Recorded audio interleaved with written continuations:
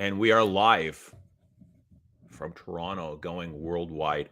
How amazing is that?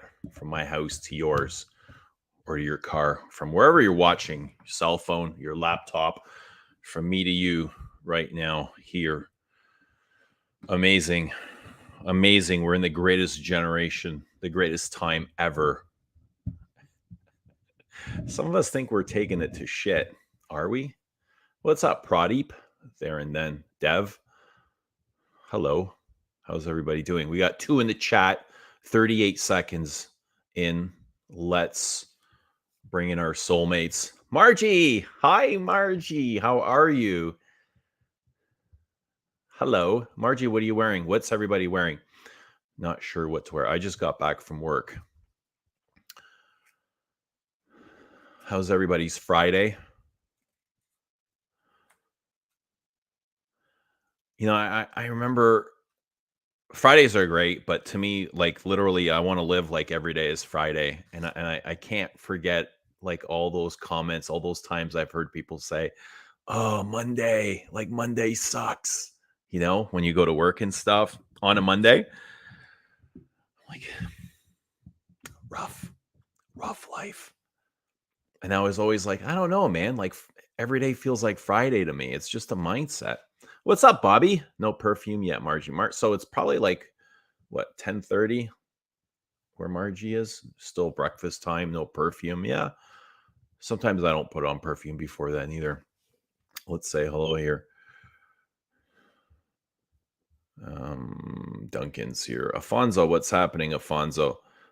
I was thinking in you doing a live today. Really? Why did you think that, man? What was it about you that you thought I was going to do a live today? But good guess, because here we are. Maybe you manifested it, Afonso. What do you think the chances of that are? Do you believe in manifestation? Kind of like ask and you shall receive. I'm a big believer, a very big believer. I think it's your world and you get to decide and do what you want. You don't get to do anything you want, but you're living in your world. So when you ask for a live stream, sometimes you get a live stream. Should I wear Nishane Ani? I'm feeling particularly vanillic at the moment. You know, I saw Fragrantica had top 10 niche perfumes of all time, was it? Their yearly awards, and Annie was on there. I was a little bit surprised. Like, not that it's like not a great perfume, but there's just so many others that would come to mind before Annie. I was even really surprised at the first one.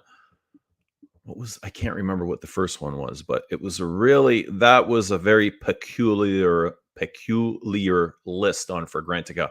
Scent of the Day, Bellamy Vetiver, gorgeous. I love that. It's really nice.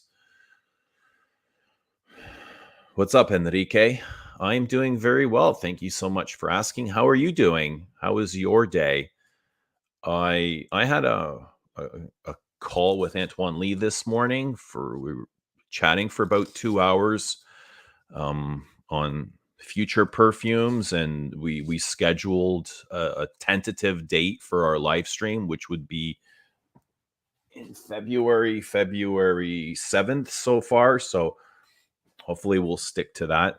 I think we will. There'll be no reason to change it.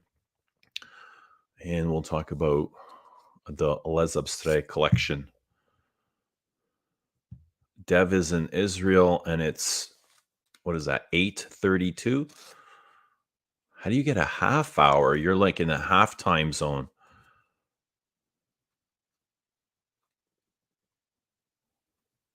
This is my nap time. Nappy time. Anytime is good for a nap time. I love nappies. What's up, Antonio? Good seeing you. See? Look at this. Floral said, I once said out loud I want a particular food, and it showed up on my doorstep not an hour later. That's exactly how it works. You just got to say it loud. And the more people you say it in front of, the louder it becomes. Right, Floral?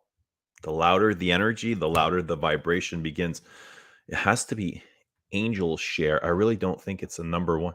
I tried Angel Share during the Christmas holidays. I went into Holtz, and I specifically went to Killian counter to try Angel Share, and I was very surprised at what I was smelling. It was so damn sweet and mentholated, and what it felt like to me was eating like a birthday cake, like some sort of vanilla birthday cake, and brushing my teeth at the same time because of that. Is there mint in there or something? Mentholation? I got the texture of cake and the sweetness of cake, but something reminded me of toothpastes, and it was like very thick and goopy. So I thought of, just that scenario of brushing teeth with a mouthful of birthday cake came to mind when I smelt it. I wasn't a big fan, to be honest. It was really well made perfume, but it's way too sweet for me, man. For vanilla, would you take Eau Duel over Annie? Uh, Annie's a really good vanilla perfume, but so is Eau Duel. I find Eau Duel woodier and smokier and green. It's got like a nice crisp greenness to it. I'm not sure what I would take. I remember I wore Annie once, and I remember it being a fun perfume. It's very uplifting. And not, I didn't remember it being too serious. Let me have a look.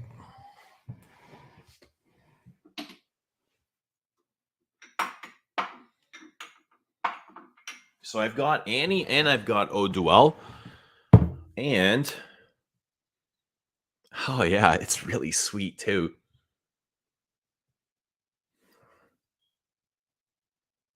It feels airy. I think for a vanilla, I would go for Annie. If you want more of a vanilla perfume, I would go for Annie. This is more about woods. It's got vanilla as well, but it's got a lot of woods in it. What's up, Audrey? How you doing? Long time no see. Audrey comes and goes, but it's good to see you. What's up, Louis? Louis and Givenchy pie. I used to have a bottle of pie. I'm adding 31 Rue Cambon to my collection. Yes, you absolutely are. Good for you. I'm wearing Annie now. Very tasty smell. I remember it being very big. When I wore it, it filled the hallways. It's not a small perfume by any means.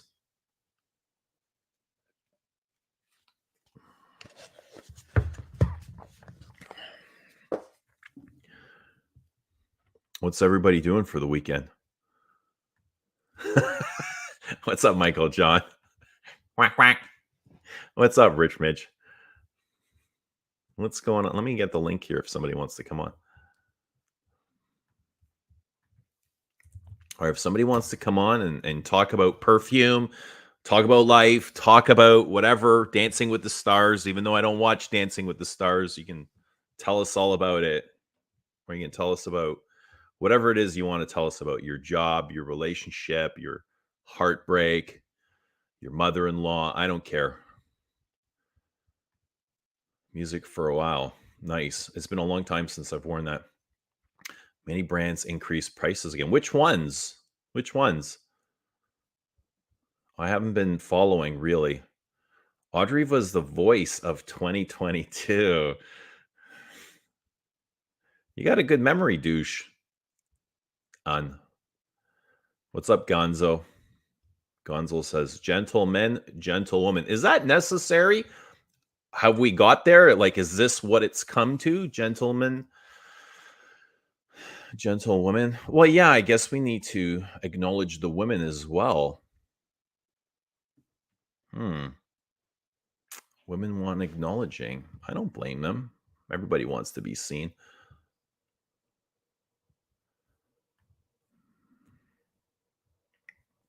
Angel shares a number take. I didn't get that far. I didn't have it on very long. It was just I think it was a blotter, but I didn't see that at all.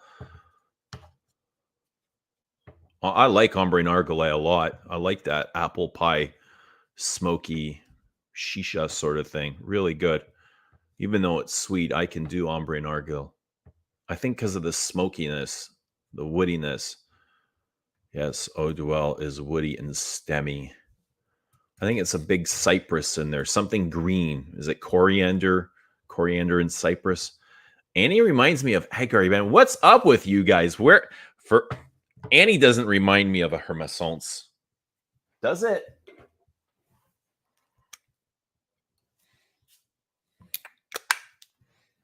Agari Ben and Ombre Narcolet.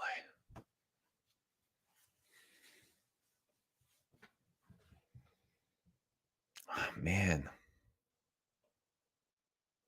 I don't know where you guys are getting that. Guys, we got a very special guest here. A very special. This is the one and only. I want you to give a big hello to the quack, Rich Mitch.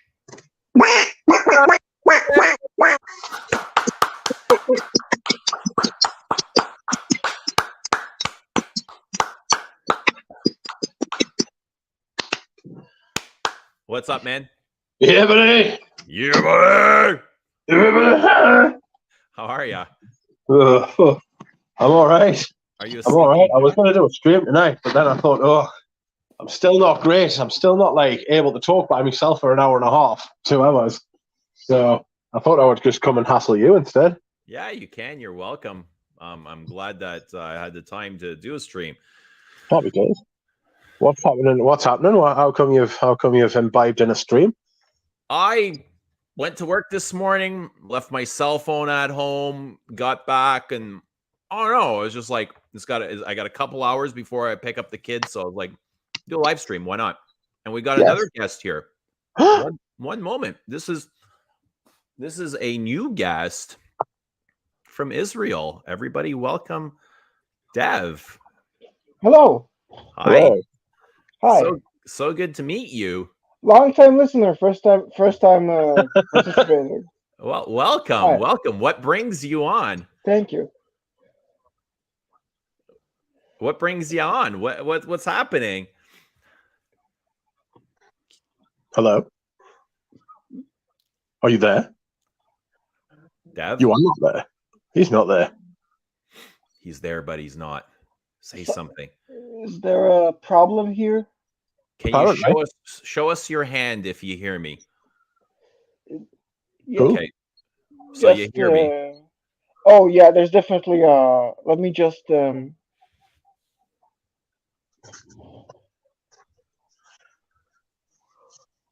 What is happening? What's going on, Rich? I'm all right. I'm currently lying in my bed, smelling. I can actually smell stuff. I've been doing 40 milligrams of zinc a day. Damn. That's a lot. That is like the limit for how much zinc it can take, apparently. But it helps. It helps with the ability to smell. It just does. So I'm going to be hammering it. I can get like 60 tablets for like £1. So, and they're 10 milligrams each. So I'm taking 4 a day, and it has helped massively get my sense of smell back. My sense of taste still a little bit wonky, but well, I'm glad to hear you're starting to feel better. That's good. Coming around. Thank God. Yes. Be able to enjoy your perfumes. Dev, are you with us? Yes, I'm here. I'm just trying to get this problem fixed. What? Oh, no. Like it doesn't seem like there's a problem on our end. I'm not sure what's happening for you, but we can see you and we hear you very clear. Okay. Yeah, everything's fine. Oh, I know the problem. It's the YouTube. Okay, sorry. Is your There we YouTube running? Go. Okay. Yes, the problem was I had my YouTube running. Yes, thank you. Now the problem is fixed. Okay. Oh my God. Okay, sorry.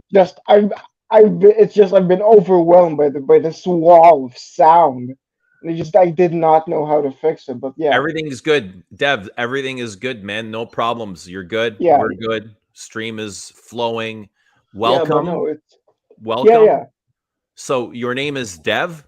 Yeah, my name is Dev. It's not an abbreviation of anything. It's That's your full name? Well, it's my first name. Yes, my full first name is in fact Dev. Okay.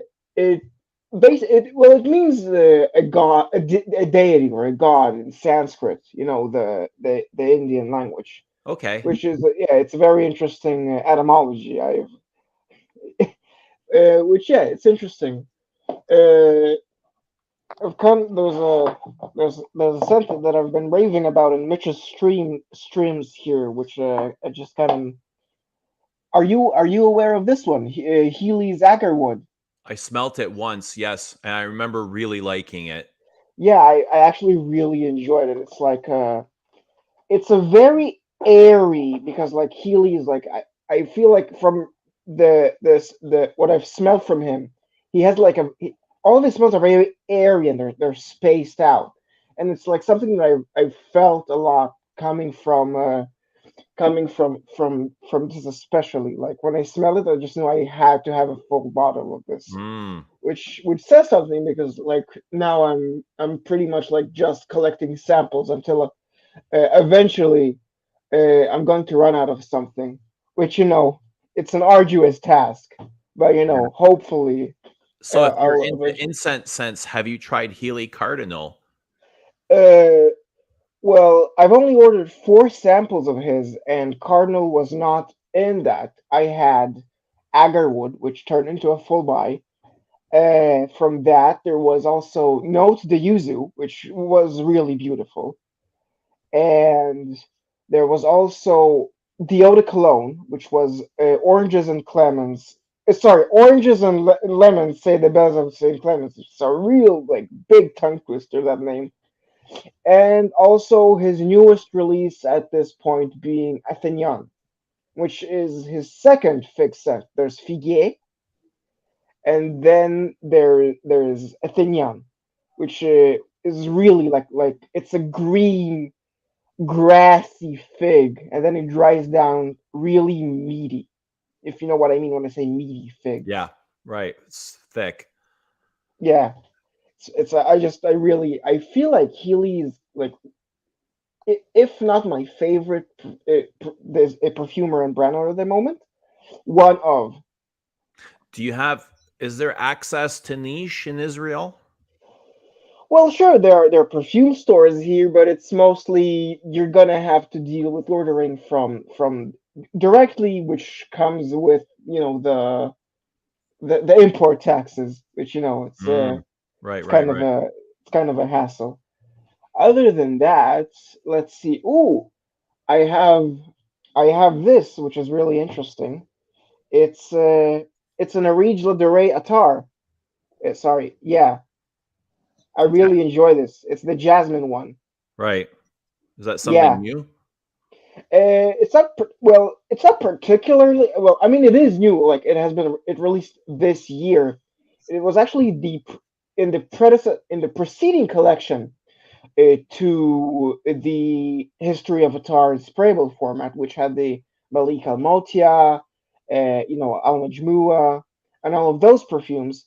So before that, he did these Atars, which were just like the flowers as the top, and then sandalwood in the base, and they're really just creamy and very interesting. I didn't have the luxury of smelling the sample set, as at the time of discovering the brand, those have all been sold out. So I just took a gamble and I bought the Jasmine Attar, which is really very good. I really enjoyed it. It is this very very very very green and a little mushroomy, as Kafka said in her blog. It is a little mushroomy, I but love also like that really creamy. fungal mushroom accord. Yeah, it's I really really enjoy this Attar. Yeah, that's Are anything. you new to Yeah. the YouTube fragrance scene? Well, Have in you been terms pushing? of in terms of your circle, the slightly deeper circle, yes. Before that, I've been just a watcher of the big ones, Jensen's, Yeah. Revelations, all those guys. But then I just kind of grew tired of them, and nothing against those guys. I'm sure they're great people. It's just I just kind of Yeah. grew out of them. Right. And so now I'm in the, your guys' scene, you, Eugene, Rich Mitch, Ramsey. Yeah, I've seen your name come up in Rich's chats and videos, and I'm not sure where. I haven't seen you in Ramsey's, but Well, no, I haven't been in Ramsey's stream. I'm just saying I watch his stuff. right. Yeah, just his kind of. I've seen Nice. most of his streams come up at an inopportune time, at an inopportune time for me, because then I'm mostly fast asleep, as I live in Israel, which is Right. closer to the European side of things. Right. Well, welcome aboard. Do you Thank you. watch the live streams, like the recorded, like playback? Uh, I don't really watch VODs. I don't know why. I don't know. I You don't don't watch really which? watch VODs, VODs. VOD. The VOD. It's the abbreviation of video on demand. It's usually what people refer to as like the archived stream. Right. Yes. Okay. Yeah. Okay. So you just watch when they're live. Yeah. It's I like the interaction more. It's like I Yeah. don't really like when it's just like a pre-recording, when I know there's an interaction and I'm just not there. Yeah, and Rich and Oh, I talk about that all the time. It's like two things going on at once. Hey, Rich, there's the actual stream, and then there's the excitement of the chat, something that's going on separate from the stream, and separate but together.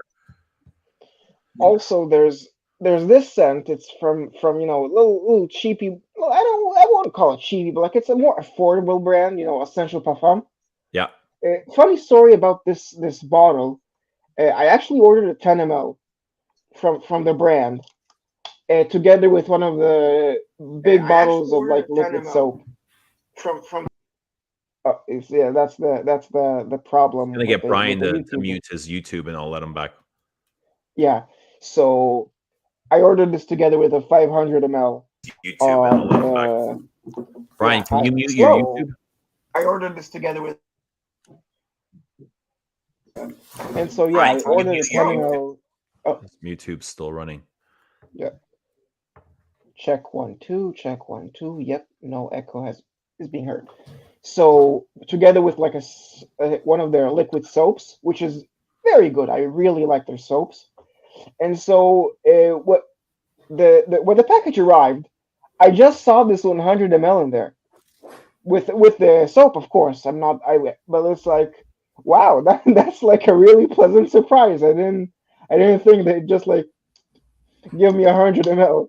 I ordered a 10, so like huge Really? save, Wow. yeah. Rich, have you been able to try these essential parfums?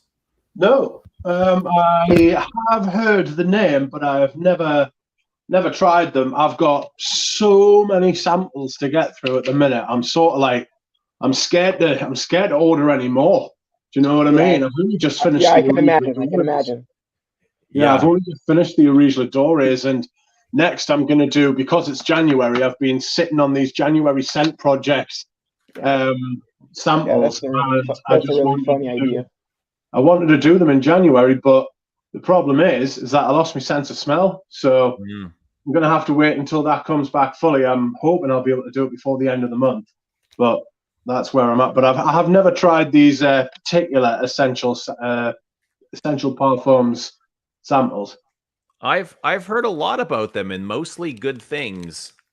Good things. Yeah. Hey, Rich, can you take a guess and maybe take a guess on what these are? What are these? Parfum de Marly? No, first of all, these are samples.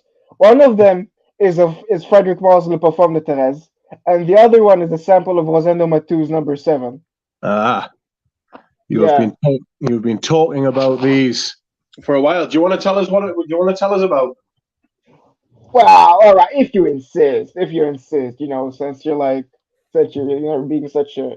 Okay, so number 7. I've not smelled number 7 or any of Rosendo Mateo's perfumes. I smelled Cardinal. That was the only one, but none from his actual brand.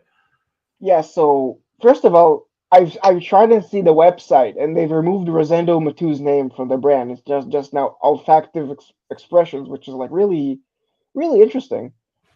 Really? Yeah. From his own brand, they removed his name.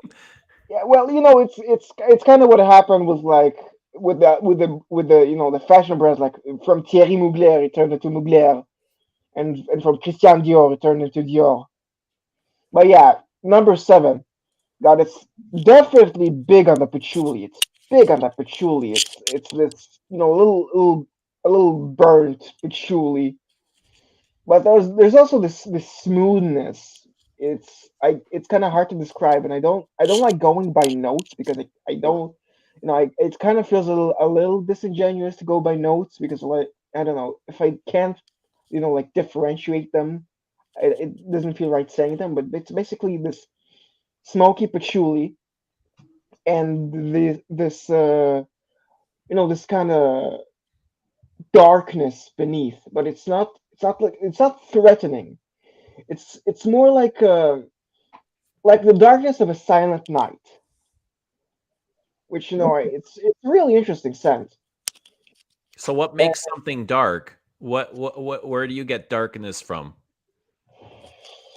well, if I had to say, it's this there's a certain group of like smells that to me they register. So let's say there are like 3 levels in like I imagine scents in 3 levels: light, kind of neutral, and heavy or base.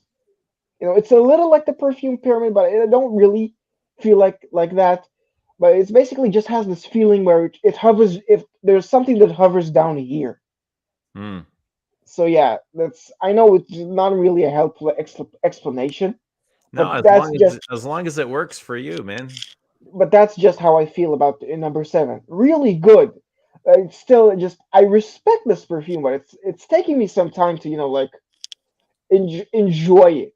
It kind of took me off guard a little, the patchouli from this, because like the other patchouli I smelled was from Daniel Gallagher's Behold Patchouli, which that one had a lot of citrus, like a little soften the blow or make it more accessible.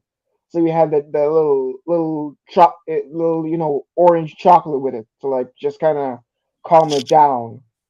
But here it's up top. You mostly get patchouli, but there is like a very slight citrusy nuance. I'm not saying it's citrus, but there's definitely a citrusy nuance, a little juice, a little something tangy in there, which is Right. really something that's interesting to me. The Right. other Right. sample is Le Parfum de Thérèse by Edmund Rudnitska. I haven't I haven't really gotten to the dry down of this. It has mostly been like once in the store, which I sprayed it on, and they've been gracious enough to give me a sample. It's a real physical store in Israel, which surprised me when they heard about it because those are oh, thank you. Those are yeah, very hard to come by in Israel. These niche stores, but yeah, Le Parfum de Thérèse is yeah, it's very like juicy up top. Well, not up top, but like from what I get in it here, smelling it like this to the nose, like that, like up here, I get a lot of this melon, which I definitely know it's melon because I've smelled melon before. But yeah, just like I can't assume anything, but since it's Edmund Radnitska, it's uh, it's probably gonna dry down, a little, not in a bad way, but I'm assuming it's gonna dry down a little grandma-ish. Right. There's Right. nothing Right. wrong Right. with that. I Take a really break. enjoy like zoologist civet, which has grandma written all over it, in my opinion. Yeah. With that, with that. Let me introduce Brian. He's been sitting patiently. Brian from A Nose Knows. What's happening? Good. Just got home, and we A should we Nose should Knows. talk. You said so. I figured might as well jump on here, and yeah, Welcome. It's good let's seeing see. you. How have you been? Good. Had a lot of free time, or more free time with over the holidays, and I think next week we'll be back to normal. But for now, it was relaxed. So yeah, Right. So just when you started getting comfortable in the uncomfortable, you got to go back to always, yeah. But it's good. good. You need a bit of rhythm, and you know. Yeah, you want to share your scent of the day? I'm smelling like a lot of things. I just came from a perfume store, so I sprayed I think 5 things on my skin, and it's a Anything bit of a stand mess. out? Anything stand out? Well, like I know most of the stuff in the store, so usually when I go, I try to find something new. And I left it in the car, so I don't have it here. But I bought from Fragonard, which is a brand that you don't really hear much of anymore. But they had like this really inexpensive line. I think they were 39 euros for 50 ml eau de parfums. And they had a couple of good ones. I bought a jasmine tea one, which is like the opening is really nice. It has like the bitterness from the tea and the jasmine. Dry down is a little bit more sort of generic, almost like what's it? Thé Cashmere, the Dior, something like that. Right, But, right. you know, for 39 euros, you can't really screw up. So yeah, that was interesting discovery. And yeah, I know there's so much in that store, but I went there like 10 times now, and Yeah, I like tea scents. I just, for the most part, I find them very soft. yeah. The tea for two is probably the heaviest tea note that I know, but they're usually very airy, clean. They don't usually go into dirty territory, do they? No, rarely. My favorite tea ones is a line from a brand that won the olfactory awards this year. The oolong tea from One Day is the brand's name, from Hong Kong. They are just starting to get around in other places. There's one store in Hungary that sells them now, and they have 4 tea ones: an osmanthus, a jasmine, oolong, pu'er tea, and another one, new one. A lot of tea So 5. scents Yeah, and those in are one really good. collection. Yeah, they have 5 in the tea collection, and for me, especially the oolong, which is like almost it's almost gourmand. It has like this rice cake vibe going on, but also the jasmine and the osmanthus are really nice. Yeah, and they are really good. So I hope they will get some more distribution. And like I said, I think oolong tea won the Art and Olfaction Award this year, so I think hopefully that gives some push for the brand. Yeah, But Osmanthus Yunnan is another favorite tea, and Neroli Out Renoir from Guerlain. That's another oh, nice that's a tea. good one. That one gets like warm almost in the dry down. Like That it's that is warm one of their citrus. best sellers here at the Toronto counter. Every time I go in, what's selling? Always Neroli Out Renoir. People are addicted Yeah. to it. And also Enrique says in the Oh, we're losing you. do you still hear me? Yeah, I hear you now. I must have done something. No, we got you. No, You're it's good. fine. Yeah. You're good, Okay. man. Yeah. I put my hand on my thingy here, but Yeah. no. Enrique Vasquez says Russian tea from Musk Milano. That's what That I'm one is wearing also today. really good. Really? I'm wearing Russian tea today. That's And- right. I think that's probably the best Musk Milano, or at least Yes, the I most. would agree. I haven't really smelled a lot of them actually. I don't know. It's like I'm actually fairly new to this hobby. Like if I had to like put it on timeline, I started at like summer of 21 actually. Which Okay. yeah, it's not really. I mean, How did yeah. how did you get into the hobby? Well,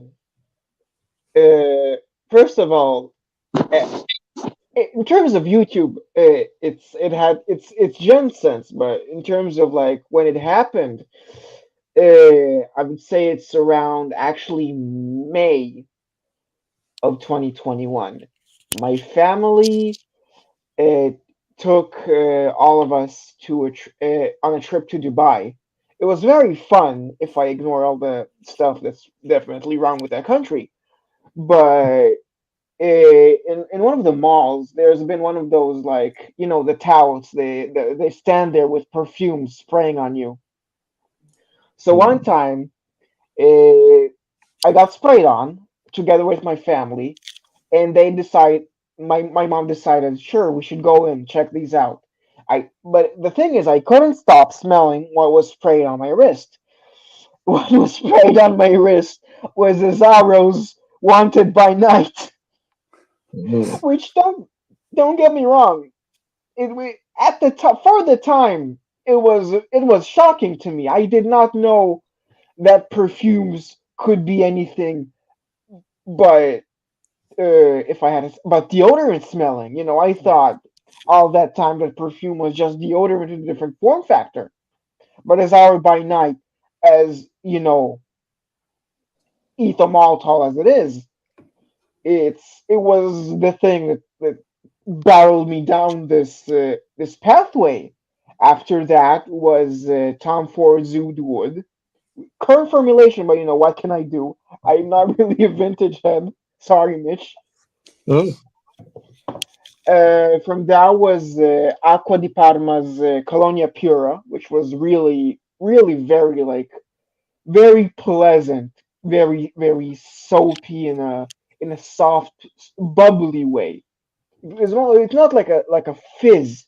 It was like a bubble bath kind of soap, which was also really interesting to me. From that, I've started just getting stuff on my own. Some unfortunate blind buys, like Mansera's Cedra Posé, which I did not really vibe with at all. Like, We have sure, a it's friend in Eugene there. I'm it's not a fan. I'm not the yeah, fan. yeah, I'm not it's the fan of it you were looking for. yeah, no, it's like it starts off all right, but there's just this No, not big for me. like For me, it was like horrible from this first it was spray. it was this, I don't know, this weird slimy leather. It's just, I don't know what I got from it. I just did not like it. It still stands in the bathroom of my house as an occasional use fragrance of my twin, because I gave it away as I wasn't interested in that anymore. I have two Uh, fr- bottles actually. oh Upside down my blase. condolences. My The small condolences.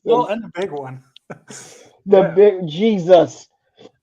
From that, it was Jacques Fath's Curacao Bay. So this huge bottle. Might never even finish the thing. Huge bottle.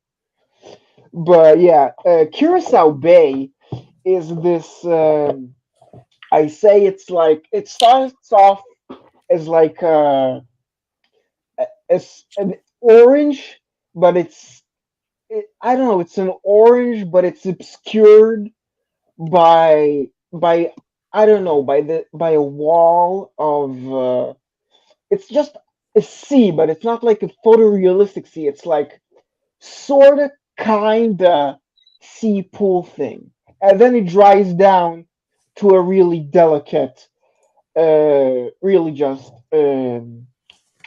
like a really delicate, what I think as pool smell, like a little chlorinated. And I think after having smelt Ambre Supreme, which a terrific release, I'm pretty sure the ambergris is what gives me this pool smell pool smell vibe, which I'm not really I'm not like offended by the smell. I actually really enjoyed this kind of pool nuance that I find in these fragrances. After that, of course, was Nishane's Ani, very very pretty, but again, you have to be ready for it because it can choke you out. I have From the that, ingredients from the Ambre Supreme here, and that ambergris is really quite interesting, to say the least, on its I own. got one. I got just one of picked those that as up. well. I just picked that up. It's Really? It's probably the first Les Indémodables that I would buy. I have. yeah, I might once one of the bottles runs out, I might actually pick it up because yeah, How, really, real, yeah. Because how as long much have you of had a that, Eugene? Have you only just bought that? Right before the end of last year. Unbelievable. I thought you'd had that for ages. I thought I told you. I got Ombre Supreme, Oriental Velours, and Yes. two colognes. Yes. It's just come back to us now. Yes, it has. What do you think of the What do you think of all of those? Have you spoken about them yet? Not really. I love the colognes. Absolutely love them. I love all of them. I bought Supreme because I loved my sample. Oriental Velours was a blind buy. That is a winner. I like that one too. I find this this opens very base heavy, very bottom heavy. You don't go through that traditional pyramid of top, middle, base. It just starts off very heavy and doesn't let up. Yeah. Do you guys find the similar thing? I get the spruce. Are you talking about Orient Velours? Yeah. I get the spruce hugely, and I get the myrrh as well. Yeah, very, very smoky. I haven't actually smelled that yet. I might smell that on my next trip to the. It's got a nice contrast of freshness. I guess it's coming from that spruce in the top and warmth from the base. I really like that. Let's see what other interesting samples I have. I have my zoologist samples. Interesting as they are. Zoologists can go wrong with them. There's also. I've got one of those right here. I haven't had the time to go through this yet, but I will. Do you have this one too, Eugene? I do. Yes. One second. The other one from the Ambre Supreme, the Immortel one, is so good on its own. Yeah. That's for me is the star from the set. Have you got the Grand Cru? Of the Les Inimitables? Yeah, right here. I'm showing it. I've got it. Oh, yes. I've got that. I've got that as well. Yeah, I've got that as well. Yeah. This would be the Immortel is amazing. The number 15. Yeah, it's like a curry. It's very warm, spicy. Yeah, and also I get a lot of licorice from it, like salmiak. But that one to me is so amazing. Like it really shoots up, eh? Like even more than the ambergris. I was expecting like the ambergris to like be great. But it's not very clean at all. It's but the ambergris is sharp. Like the Ambre Supreme ambergris is definitely. What number is that? Not too the 16. That's not the most pleasant thing on its own. No, it's not. But neither is the Iris in Iris Pearl.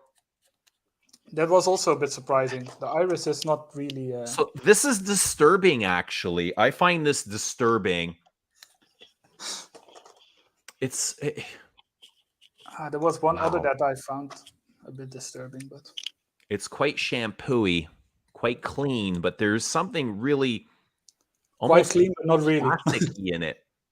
Oh yeah, the number 5 in the Cuir de Chine is also quite dirty. Number 5. I forgot what it was, to be honest with you. Let me check. Ooh. That's the Osmanthus, but that does not ring like Osmanthus to what I'm used to. This funny is very because herbal. Someone actually commented about Osmanthus. So, number 5 is very herbal. Yeah, but also like shoe polish leather, like really leathery for me, like rubbery.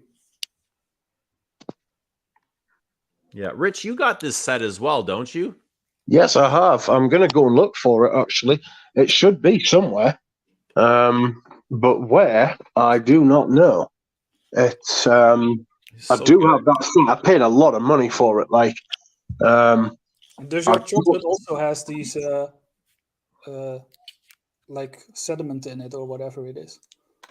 A little bit of that from the ambergris? It's the chocolate one, 18.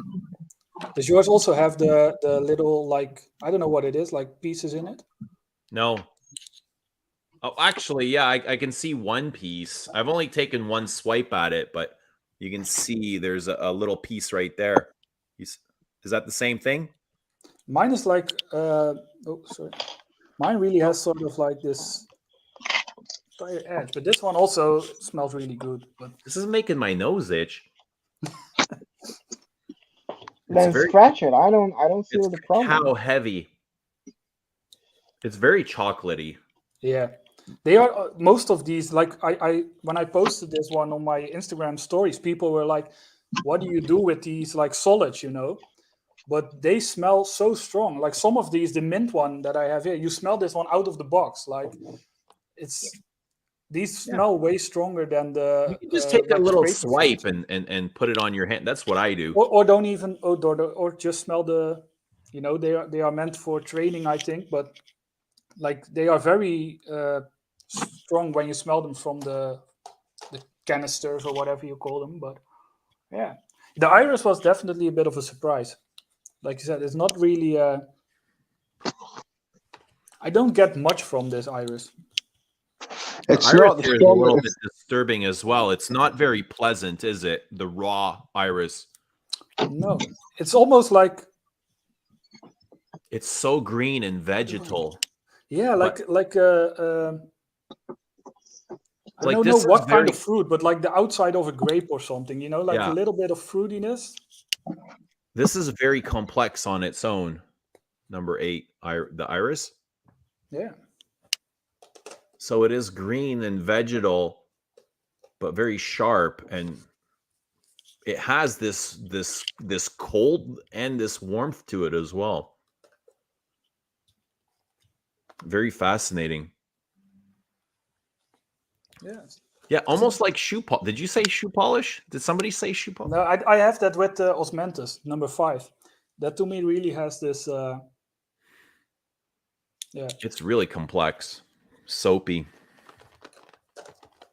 Yeah, so it's an interesting set to, especially when you compare with what you smell in the fragrances. Like some of those, with some is less prominent. But for example, the chocolate, when you smell it, you really you smell it like in Vanilla Van, right? Like it's very recognizable when you smell them side by side with the fragrances. Yeah, the Rose de Jamal that's the mint one, isn't it? Number 13? Oh yeah, this to me that one literally smells like toothpaste from this, but it's more peppery. It's more peppery than it's more like I do need to try Rose Jamal again because there's different forms of mint too, right? Yeah, definitely. There's many forms of mint. I need to revisit the Rose Jamal. I think Pradeep just said that Rose Jamal is killer. For me, it wasn't one of my favorites from the brand, but it should be probably. What didn't you like about it? Because I liked it, but it was like my favorites were Vanilla Van, Ambre Supreme, and Iris Perle. Yeah, Vanilla Van's hard not to like, right? Oh, speaking of Rose, this beauty, the sample of Ariel de Rey's Beauty and the Beast. This beauty is just incredible. It has this kind of. I've also said it on Rich Mitch's stream. The rose here in this combination of notes kind of gives me this feeling of like you're getting like your wound like treated with iodine. I don't know. It's this kind of like medicinal burn, which it's I don't know. Not that much different from this. Eugene's brand has not opened to the wonders, has not opened to Israel, so I can't exactly experience it. Which through no fault of his own, I imagine it's probably very hard. But yeah, although I would in fact really like to smell some of his creations, but yeah, currently it's impossible. Nothing's impossible. Don't ever say something's impossible. Sorry. Highly improbable Your at the words moment. are very powerful, okay? Sorry. Whatever you want in this world, all you got to do is ask. Right, Eugene will hand deliver it to Israel. Oh, really? I'd love to visit Israel. Why not? Brian, I got to say thank you for reviewing Bel today on your Instagram. I really appreciate that. It's really good. I like it even more than La Douleur Exquise, I think. Really? Yeah. I mean, I'm a big Iris lover, so it's not really that surprising. But yeah, it was not. I didn't really know what to expect, but it was different from most irises that I know. So that was already interesting, and yeah, I like La Douleur Exquise also a lot. But I think Bel at least I will definitely wear that more. Yeah, I think Bel is probably easier to wear, and it'll appeal to more people because of that easiness. Yeah, but like I think I said in the review too, I don't think it's necessarily mass appealing. Like it's not, two irises that you see a lot is either it goes very sweet, which yours is sweet, but it's not like overly sweet or gourmandish or whatever. And it's also not like the really like soft floral feminine iris that you see in a lot of fragrances. So I don't think that it's like necessarily like if you like iris, you automatically love this fragrance. That I don't think it's that like mass appealing, but I think especially if you already have all those irises and smell them or whatever, if for me nowadays, if something is unique, it's already good, and then we'll see further. But I think this will be one that I'll wear quite a lot. Like it is versatile. I think that's the right word. Like you can wear this to the office, you can wear this. It's anywhere. Easy to wear, yeah. Do you find that it wears differently from wear to wear? I mean, I've only worn it, of course, a couple of times. I got it in around the holidays, I guess. For me, basically, I'm still figuring it out. So every time I wear it, I go through different phases. So I spray it on, and oh yeah, it is very sweet. And then the chocolate almost instantly, goes to the background for me. Yeah. And then I'm sort of like waiting for it to get sweet again. And then, one wear I'll be like, it's not as sweet as I thought it was. And then an hour later, I'm sitting on the couch and I'm like, oh yeah, now it's sweet. It changes a lot. And a couple of people have said, like, I'm surprised that you would have released this. And it wasn't the most traditional of all the submissions that Antoine handed in for this perfume, but it was the submission that worked the best. And I think this is him like flex. He really loves that avant-garde style, right? And when we first started working together, he's like, do you want anything avant-garde? Like something I was like, no. I just want like, classic, traditional. What did you say? I'm not going to be comme des garçons. Yeah, that's not me. I love that style, but it's not really what I wanted to put out. But when I had smelled it, and even though I had said, it's not, I wouldn't call it a traditional iris. I think it's very forward thinking. And I was like, it works. Yes, it works. It absolutely works. So it was kind of his way of sneaking in like one of his favorite styles. I think for me, the biggest surprise, I guess, was that to me, it leans slightly masculine, like unisex masculine. I kind of expected based on like, all your Chanels and that type. I thought it would be more like a Chanel, like, I don't know, 19 or what is it? Mizia La Pausa, all those types of irises. But it's not. It's not that type of iris. Right. Yeah. So yeah. That's I guess love all those irises as well, but they're already out there. They're already made, What's up, Manzano's in the house? Yeah. There's something I have to confess. Forgive me for I have sinned. I have purchased a modern designer fragrance. Rich, what do you think we should do with this guy? Should we hang him? Please, should we have him stoned? I have sinned. Should we ban him? Should we forgive him? Like, what's the procedure here, Rich? I'll let you be the judge and the jury. Kick him out. Get rid of him. It was a momentary lapse of judgment. Is it unforgivable? Please. He's gone beyond the pale. What about my wife and my kids? No. Well, they're the ones who've got to suffer with that fragrance. I think they've suffered enough. But you're the one that bought Uncut Gem, so. I never bought Uncut Gem. Okay, listen. Oh, you mean me? Yeah. Okay. Eugene bought Uncut Gem, so he's. At least I have this on you. Sorry, I don't have Uncut Gem. What's that? Oh yes, you bought Uncut Gem, so yeah. You're right. Oh, it was so bad. Yeah, but no, it's not that bad. Like as much they are repetitive. Says you're out, Margie. You're gone. You're gone. No, God, no. Margie's the boss here. Margie's the boss, man. She's the alpha female. That's it. Margie's the boss. Oh no. Oh, what? You know what happened when I was there? I saw faces. They were screaming. What was that? Don't put me there. Okay. The pillory. Ah, jeez. The pillory. Come on. I thought we were better than that. We were civilized. The pillory. I don't Golly know. I gee think we lost willikers. civilization with the birth of the internet. What do you think? Golly gee willikers. Maybe you should bring on Al to talk about the internet. Al and, wants to come on. yeah, to talk about the internet and the loss of civilization. Anyway, as much Lots you of know, our they are massive repetitive. moment. I have to admit, they are repetitive. One of them is not that bad, okay? Stronger with you oud is fine. It's fine. It's inoffensive. It's not that choky, you know? I just don't have to mention to people that I'm wearing a designer. It's Hey, fine. Dev, you like it? I like it. That's all that matters. I You don't need to know. repent. You don't have to ask for forgiveness. But when you're not here, we might make fun of you a little bit, but just know it's like because we love you. Yeah, of course, Like brotherly you know. love. Yeah. So 5 Hail Marys and 3 Our Fathers? Yeah, sure. Good. I'm Well, Jewish anyway. This won't matter. Brian, It won't help you, will it? Yeah. Brian, no. Brian, I've got to ask you: did you Yeah. get a bottle of Ensar Oud from Ensar? Did he send you that for free?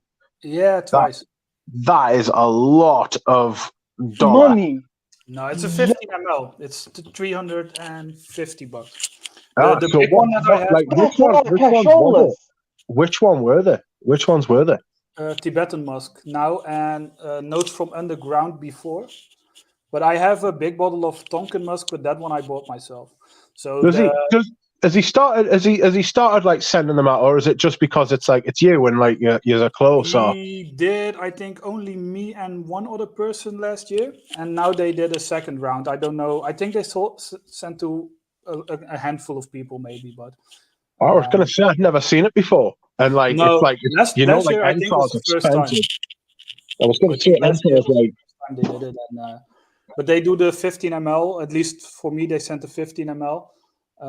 So that's a bit more. Like the 50 mls are like $1,000 or something. I paid for my 30 ml. I paid $650, I think. So those are in a different price class, but it's really good. It's really good. The two that I have, the one that I bought and the one that I got now, are one of the best things that I've ever smelled. The other one, the notes from underground, was not as special for me, but I have two other samples, and to me, like texture-wise, they either the scent suits you or it doesn't. But texture-wise, these are, for me, also like not comparable to Bortnikov or Arish Ledore or something. These really feel like something, something really different. Like comparing like cheap, basic designers to intriguing niche fragrances or more complex fragrances. This feels like that type of difference to me. But, they are too expensive to like casually go out and buy, and I hope they send me more, even if it's just to sample them, because like even the samples are like $60-$70 a piece. I'm not going to How did it come about that like you got them? Because like I don't know what his strategy is for like sending out like bottles and stuff. I was contacted the first time by one of the guys from his American team, even though I'm not in America, but it was someone that knew me from when I did YouTube, and he said like, I've been following your reviews, and we wanted to try this out. Like, so I think it was the first time they did like the collaborations, sending out the bottles. I don't know, like I don't approach brands ever. They just find me, so that worked for me. Yeah. Congratulations on getting Ensar Oud on board. That is for me, that was probably like the most, not the most important, but like my favorite collaboration. Like just because otherwise I cannot get my nose on them. Like, There we go. The Hellcat is in the house. Castorium Al Manzano. What is happening, Killer Al? Can you hear me? We can hear you loud and clear. I was trying to get you on my phone, but the thing doesn't work. It's not. I couldn't get your link, so I brought it on my computer here, which I don't. We got you, brother. What's happening? Eugene, I wore a fragrance that I never wore in the 90s because I was not clubbing during the 90s. Here we go. Okay. Tell us all about it. Eugene, I got approached with my wife New Year's Eve, no less than a half a dozen people. Wow. Most of them women. Can I tell you the fragrance that I had on? Most Tell of them Playboy bunnies. Tell me it was Dior Sauvage. It all has to do with body chemistry, you guys. Take it from the old man, okay? It's broad, very ripped abs. Are you ready, baby? Give it to us as hard as you can. La Malle. There you go. I would never have complimented you on Lamal. I'll tell you that. But I'm glad that you I got want one. your compliments. Hey, Eugene, I shave every other day also. So, we have that, we Italians, we have that skin. You know what I mean? Yeah. We have that body chemistry. In other words, the colognes I think that I like kind of radiate well off my skin. Your skin's still tight like a grape, not yet raisiny. Do you know why? Because you use Noxzema. Because I do not have a desk-bound type of job. In other words, I don't sit down for a living. Do you smoke? Do I smoke what? I smoke nothing. Nothing at all. Nothing at all. 151 pounds. I don't smoke anything. Jeez. I know. Some natural. I'm not showing off. Dude, I'd be able to piggy if we were to hang out. I am tired of it. I am tired of it, Eugene. I'm tired of it. I'm tired. Listen. I said it when I was 36. I said it to everyone when I was 36 in 1986. Daily physical activity. My generation blew it, and your generation continued. But you know the advantage that we have? I did not grow up. That's why I did not grow up in a digital environment. I grew up with a tennis racket. You guys grew up with cell phones, okay? That's it, Eugene. I love you, baby, but I told my wife, I'm tired of looking at this. Everybody looks 20 or 30 years older than what they are. In other words, you guys are aging poorly. And hang on, that's even with them taking care of their looks. Everybody's taking take care of your looks, man. You know what? The other day I saw your friend with the t-shirt with the towel. What the hell is that shit, man? Talking about testosterone and all this other thing, and also Mr. Smelly's channel with who was it? Margie was on that. I mean, we saw that New Year's Eve. We thought that was really sad. On New Year's Eve, there's people on a channel sitting around talking about crap instead of going out and living a life. You guys blew it. You saw my pictures of me and my wife, didn't you, Eugene? Did you see that? I saw them. Yeah. Fucking good time, man. Brilliant. Dancing. It was great. But then I saw some of the millennials out there, all drinking, all aging. All of you are aging. When I was dancing, it was before 1977. Saturday Night Fever came out December of 1977 when Mr. Smelly was born. We had already been dancing for the last 6 years. When Travolta came out, we Italians and Latins in San Francisco laughed at it. We had been dancing, and now they're going to have this gigolo guy dancing disco with himself. Give me a fucking break. We were with women, okay? Perfumes did nothing. That's why I never collected perfumes, you guys. You guys collect watches and perfumes. Forget it. Let me ask you something. Tell me, baby. We're on that camel all the time. Let me ask you something. Go. Ask me anything. Al, why do you think people keep asking me if I'm gay? Why did he keep asking you if you're gay? Yeah. Why do you think people keep asking me if I'm gay? What do you think? What do I think? Yeah. Why do you think people keep asking me that? Because they're uneducated. They're full of shit. They don't see a gentleman at 50, almost 50 years old, who's successful, has 3 kids, and who speaks eloquently and smiles, and he's nice with people, and you're going to call that gay? Fuck you, man. Eugene's a good guy, man. He knows how to speak with people. He has charisma. So whoever says that, forget it, Forget it, man. Don't listen to those people, man. Don't listen to those people. No, I mean, it's just if you're gay, and if you're gay, and if I'm gay, and if he's gay, what the fuck? So what, man? Well, yeah, exactly. What? It could also be the live streams with Christo where you were talking about putting Chanel on your taint, I think it was. Chanel. I remember some weird buddy, live streams. Does that make you gay? Does that make somebody gay? 2 bottles of Chanel last year from Chanel, and I returned the one that I didn't open. Chanel is crap. It's all good. Even all this stuff is good. It's just that the oak moss, once they did all the restrictions, it's all crap to me. It's all crap. All of it is, man. Everything that I put on my skin dissipates quickly. Even Lamal. Yeah, mate, your skin is soaking it up, dude. You got soft skin. You got to harden that up somehow. You got to go mix some cement and pave some driveways. That'll toughen up your skin. No. No, I told, hey, Jackie Robinson, man. That's it, man. That's it. That's it. Okay. Hey, I don't want to offend anyone. It just, to me, it looks sad that on a New Year's Eve, people are sitting down, drinking, talking about who has the bigger dong and all this other shit, They got Marty and some other girls sitting up there. I mean, what a waste of life for everyone. But you know what? I had my life. I had my fun, and I'm happily married, and I have a blast with my wife. Fortunately, but Al, what if somebody said to you, like, because you got to do what you wanted to do, that's and correct. It made you happy.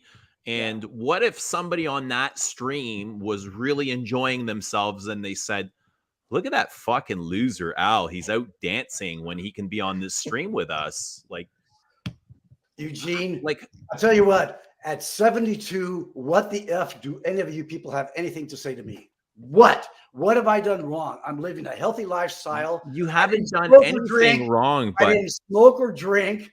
I don't have to use any skin creams and all that crap. What you put into your body is what comes out. You know what I mean? It has nothing to do with skin cream or whatever Margie or anybody else talks about. It has nothing to do with that, man. It's how you put inside your body.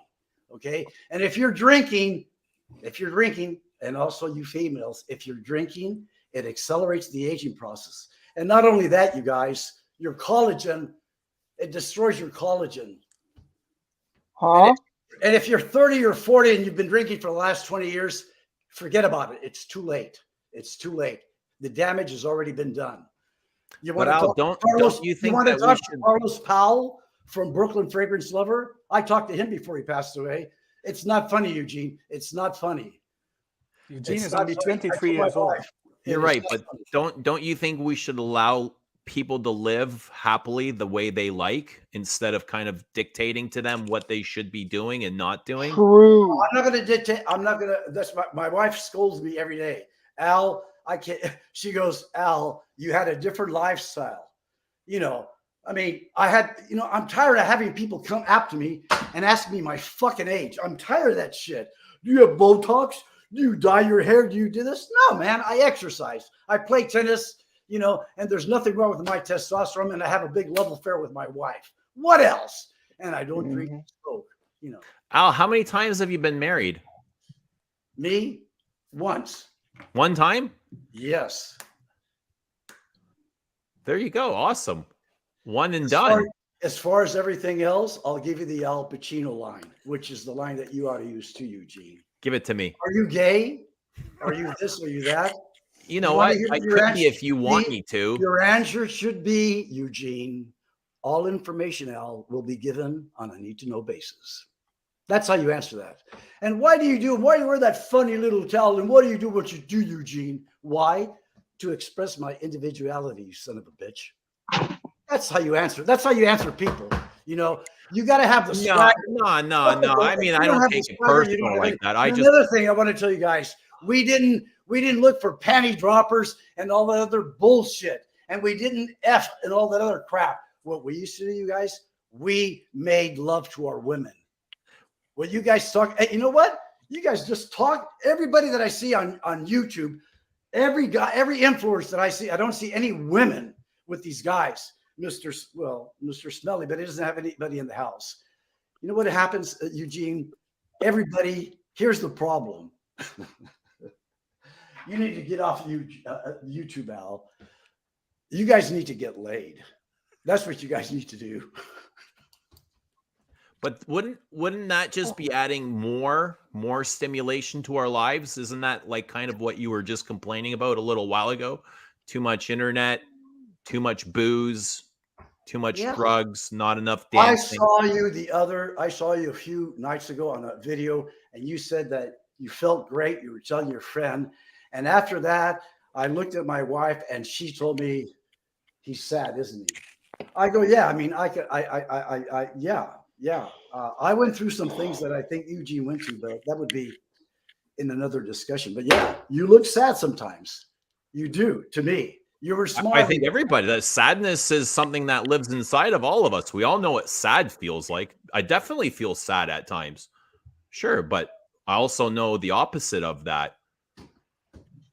Sadness lives inside of everybody. We all know what that feeling is, but we all know what happiness is too.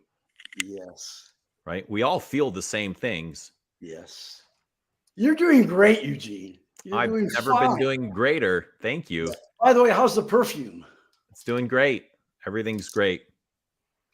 I mean, I haven't purchased the bottle, but I've had that T-shirt, and I've told everybody at the club. There's a couple of ladies who, they want to try a sample. I go, buy the bottle. Forget the sample. You don't need a sample. But you need to be sad to really appreciate this. That's the thing. Yeah. Do you feel sad when you wear that? No, but you need to know sadness to really appreciate it. Yeah, and everybody knows sadness. If Eugene was always happy, he would never have made this fragrance. He would never have started a brand even. Yeah, see, with us old guys, we had, and I think one day I saw Chris from Fragmental. He did and he talked about Lamal, and he was talking about the attachment that he had. But I like what he was talking about his description when he was a teenager, when he used that fragrance and what that emotional attachment. And I could identify with that. So in other words, looking at fragrances on the shelf, Mitch Rich or any of that does nothing to me. I mean, that is not I had scent experiences, but never with bottles sitting on the shelf. Never. So where did you keep your fragrances? In my bedroom. Where the magic happens. In what? Where the magic happens. And you said you don't dance. The thing started on the dance floor, Eugene. Then it ended up in the bedroom. Didn't it? It can. I mean, it can. It all depends on you. But not everybody loves dancing, Al. What? Not everybody loves dancing. I didn't love dancing that much. I used to like the moves. I used to like the physical. No, I wanted to meet women. It was all about meeting women. It was not about. Yeah, but it's a certain kind of woman. Like, not that it's wrong. Nothing is wrong with that kind of woman. But like in general, and again, sorry for the generalization, some women go to nightclubs. Some women don't. It's not like all women go to nightclubs. You can meet women in other places, and they could be different. What are you talking about? You think I went dancing every weekend? That's all I did? Are you kidding me? Dude, I got hired at Stanford at 36 years old as a tennis instructor. I was a full grown man. What is Dick Gould hiring me at 36 if he had 20-some-year-olds guys teaching? Must have been the looks. Must have been the way I presented myself. Must have been the swag. Must have been the way I spoke. I don't know, Al. Being a tennis teacher doesn't sound very masculine to me. You should have been much more I think you should have been wearing hard hat, like a yellow hard hat and steel toe boots. That would have made you way more manlier. No, I wore a tuxedo 90% of the time, and that's all you had to do is wear a tuxedo. Black and white, baby. Black tie. On the tennis court. Bust the collar, and you guys, I also used to tie my bow tie. That's something that kids don't even know how to do now. I don't know. Sounds kind of boring if I have to say so myself. Kind of, See, when I approach a woman, I know I sound like a broken record. I didn't want to have the bloodshot eyes. I didn't want to lose my train of thought. I didn't want to stink like liquor. I wanted to smell great, like Chanel or whatever you want. That's what I wanted to make a good first impression the first time, because you only have one time, right? Right? You'd make a great Aaron Terrence Hughes commercial. No, my wife's not going to let me out anymore. So that's it. She gets tired of people approaching me. Al, what was the feedback you got with Lamal? This lady said, "Excuse me, you people. One of you know what do you have on?" and then I told her. She didn't even know what it was. She, lady in her 50s, did not know what Le Male was. Jean Paul Gaultier, never heard of it. But, I used Chanel Paul Mercier when I was 26. Nobody at 26 in 1976 in San Francisco at the nightclubs or in the blues clubs was wearing that stuff. They were wearing the Sorrow and some of that other stuff. So sometimes they would think that I was gay because I was wearing Chanel. Crazy, right? Experience And that is because, hold on, Mitch. That is because in when Chanel and Antaeus came out, that's when the AIDS epidemic started, right? And I'm speaking generally, I'm not an authority, but Antaeus was associated with the homosexual community. Gays use Antaeus. And there's definitely Antaeus in this one. Which I say, you know what? It's great stuff. Well, do you like Antaeus? A little bit. In 40 years, I will. Do you like Paco Rabanne Perfume 1 million? No. I like the concept. I don't like the way. I like the idea of it. I don't like what it is. Yeah. See, I like gray flannel, but I cannot say why I liked it because I have a whole history of why I liked it. Oh, baby. Oh, baby. But that's another story, yeah. What made you decide to wear Le Male? Like, after all that you've been coming on the streams and talking about modern day fragrances, what made you choose Le Male for New Year's Eve? A friend of mine gave me a small bottle of it. And I gave him a little bit of my Bogart that Anush turned me on to, and he went nuts. I go, calm down, dude. Calm down. You'll need to go to Ashante. What's that? Calm down. You'll go look at the URL. I've sent so many people to Anush. I don't tell them much. I tell, if you like what I have, I'm sure you'll find something over there. Let me ask Rich his thoughts on Le Male. Oh, it's fucking awful. I've always hated Le Male though. Even when I was younger, I hated it. Too thick, too powdery, too synthetic, too loud, too much. Too synthetic is how I feel. Like, when I smell it on people today, I don't enjoy it. I can enjoy like Sauvage on my kids or something, but when I smell Le Male, it's like, oh man, it smells plasticky. Yeah, it does. That's what I told the girl at Neiman Marcus 3 weeks ago when they gave me the brand new Tom Ford. I go, she goes, do you like it? I had gray flannel on. Do you like it? I go, it smells like turpentine. But it all smells like shit to me anyway. I don't like it. But I wear it every day. The what? But it all smells like shit, but I wear it. Did you wear Chanel, Al, and buy the bottle of Chanel in 1976 of Pour Monsieur? Is there anything that's on Eugene's shelf that smells like that in 1976? No way. He doesn't have it. It doesn't exist. Al. Am I right? Al, when are you going to come into 2023? When am I going to come in? Yeah. What are you waiting for? Why are you always in 1969? I just played 2 hours of tennis this morning. But we're always revisiting the past. Every time you What a non sequitur. We're revisiting the past. Because let me ask you this. I'll answer this with a question. Why do you guys review fragrances and usually generally in the 80s? You know why? Because it was the best decade. That's whoever enjoys fragrances from the 80s. That's what they discuss. Yeah, but you know what? You have a $2,000 fragrance of Roja Dove, and you're putting up a bottle of Lapidus for $17, which smells nothing like it smelled. Nothing. You guys don't even know what it smelled like. And how are they doing this? How are you talking about a cheap cologne now, cheapy stuff, and they're talking and they got like $300,000 worth of colognes? I mean, I don't get it. I don't get it. Maybe you're not supposed to get it. I don't know what to tell you, dude. I don't know, but this is my scent memory. Unfortunately, colognes. My scent memory was women. My wife's not here; she's at work. That's what it was. Any scent you put me at, it all has to do with women. All of it, everyone, nothing else.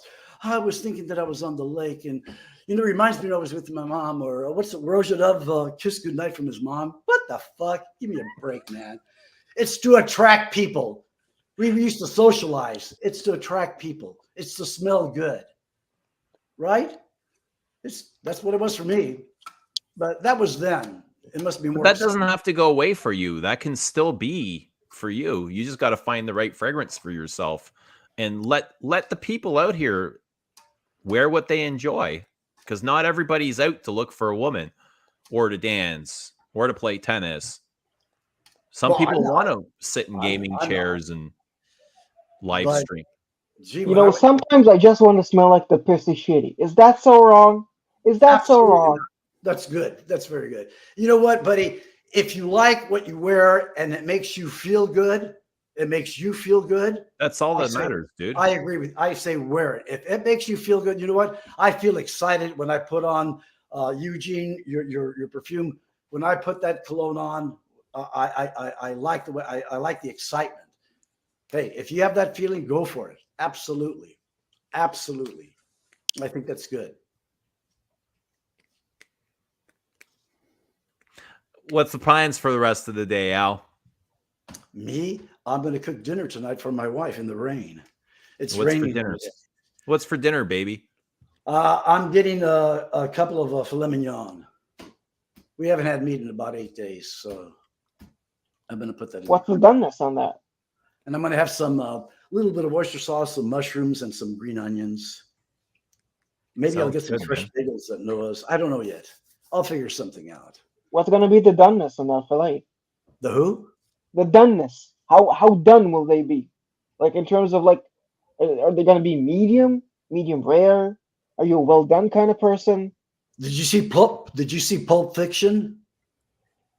I mean, I know of it. Bloody as hell. Like John Travolta said, how do you like your steak? Bloody as hell.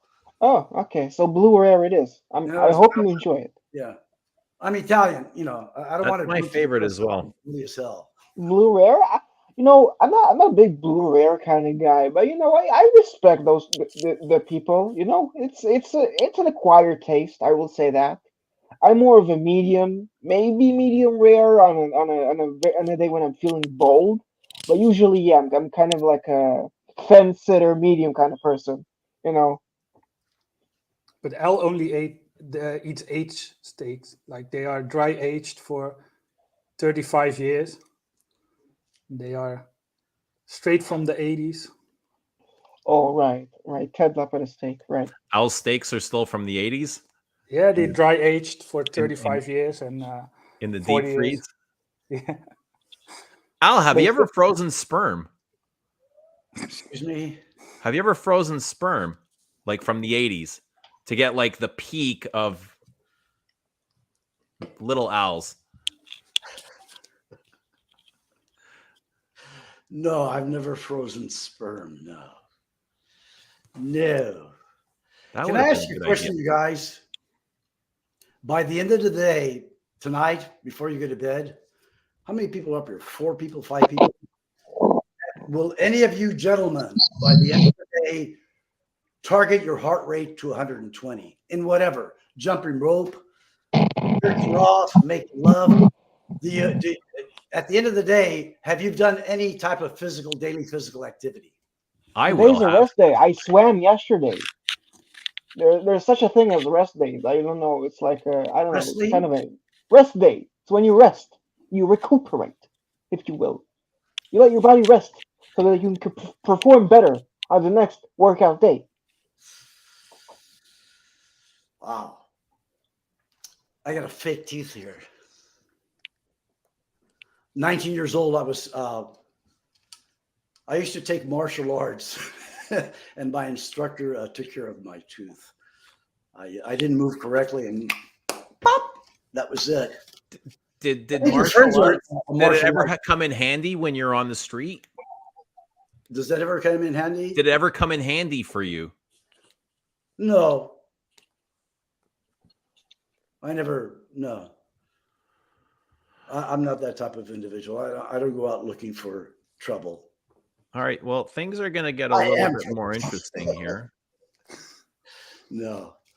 Let's see what happens. Somebody's asking for the link. By the way, fun fact, I actually dive, like I'm a recreational diver. I scuba dive. This is a dive computer, which is like really, really cool. Let me just turn it on really quick. Hang on. It's really cool. How deep have you dived? There we go. Well, since I'm only I'm only a like 2-star diver, which is like an advanced level, but not like a not still at the recreational limit. The deepest I've gone is about 28 meters, I have to say. I can't exactly translate it into imperial units, Wow. but you know, there's probably like there's probably some site where you can convert like 27 meters into imperial units. I'm sure you could find this. So But learning yeah, how to breathe correctly is very important, I would think.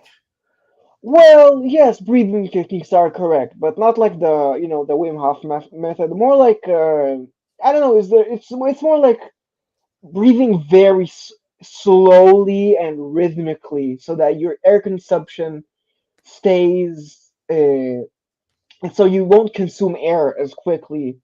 So that because you see, and sorry, is that I'm all like spread out here. Uh, there's a thing in diving where you can't surface when you have zero on your air. There's a contingency of at least 50 bars of air, which is like a unit of pressure. So you have to plan to like not even like begin surfacing at 50. You have to already be out disassembling your gear. How many After seconds do you I have to do all of this? That's what I want to know. How much time do you know? How much time you usually have to do this? Oh, an hour. A dive is an hour. It's an hour. Like it's very fun. It's very relaxing. It's you don't have to talk to people, which is the biggest plus. It's all hand signs. It's all like it's all just you admiring the view, the sea, the wildlife, the coral. It's all very therapeutic for me. Where are you It's just located at? amazing. I live in Israel, so Okay. most of my dives are in the Red Sea, which is in Eilat. There's also the Red Sea from Aqaba, which is in Jordan, and the at the end of this month, January, I'm actually planning on diving from Dahab or Dahab, which is in Egypt, which is very very pretty, and I'm pretty sure it's still the Red Sea because the Red Sea has some of the prettiest coral, if I had to say so Yeah, myself. but the place you just named before that, Aqaba. Aqaba. Yes, you're going to go there? I have already been in Aqaba, but there's Oh, have Dahab. you? How is that? I was just talking to Ramsey about that. How is that area there? Is it a tourist place? Well, yeah, it's a relatively touristy place. Yeah, if they like, it's at that point where like the souvenir merchants there, they know like some words in a lot of languages, so they whipped out Hebrew, which for me, hearing someone who is Palestinian, but like a Jordanian Palestinian, like just whipping out Hebrew words like it's nothing. It has just been like really really funny for me to Well, see, I'd love to but in visit a there. really I've interesting seen way. areas there. I'd love to visit there. It looks beautiful. And Absolutely. also the food there it's great. You probably know what knafe is, right? Yes. Knafe? Yeah, it's this like thin stringy pastry stuff all over the sweet cheese that's a little more runny than mozzarella, if I had to say, but it's not like all the way like cheese sauce. It's very delicious, and there's this syrup on it, and it's very very decadent. I really enjoy it. Kevin, It's amazing. Money. Is that his name, Money or Kevin?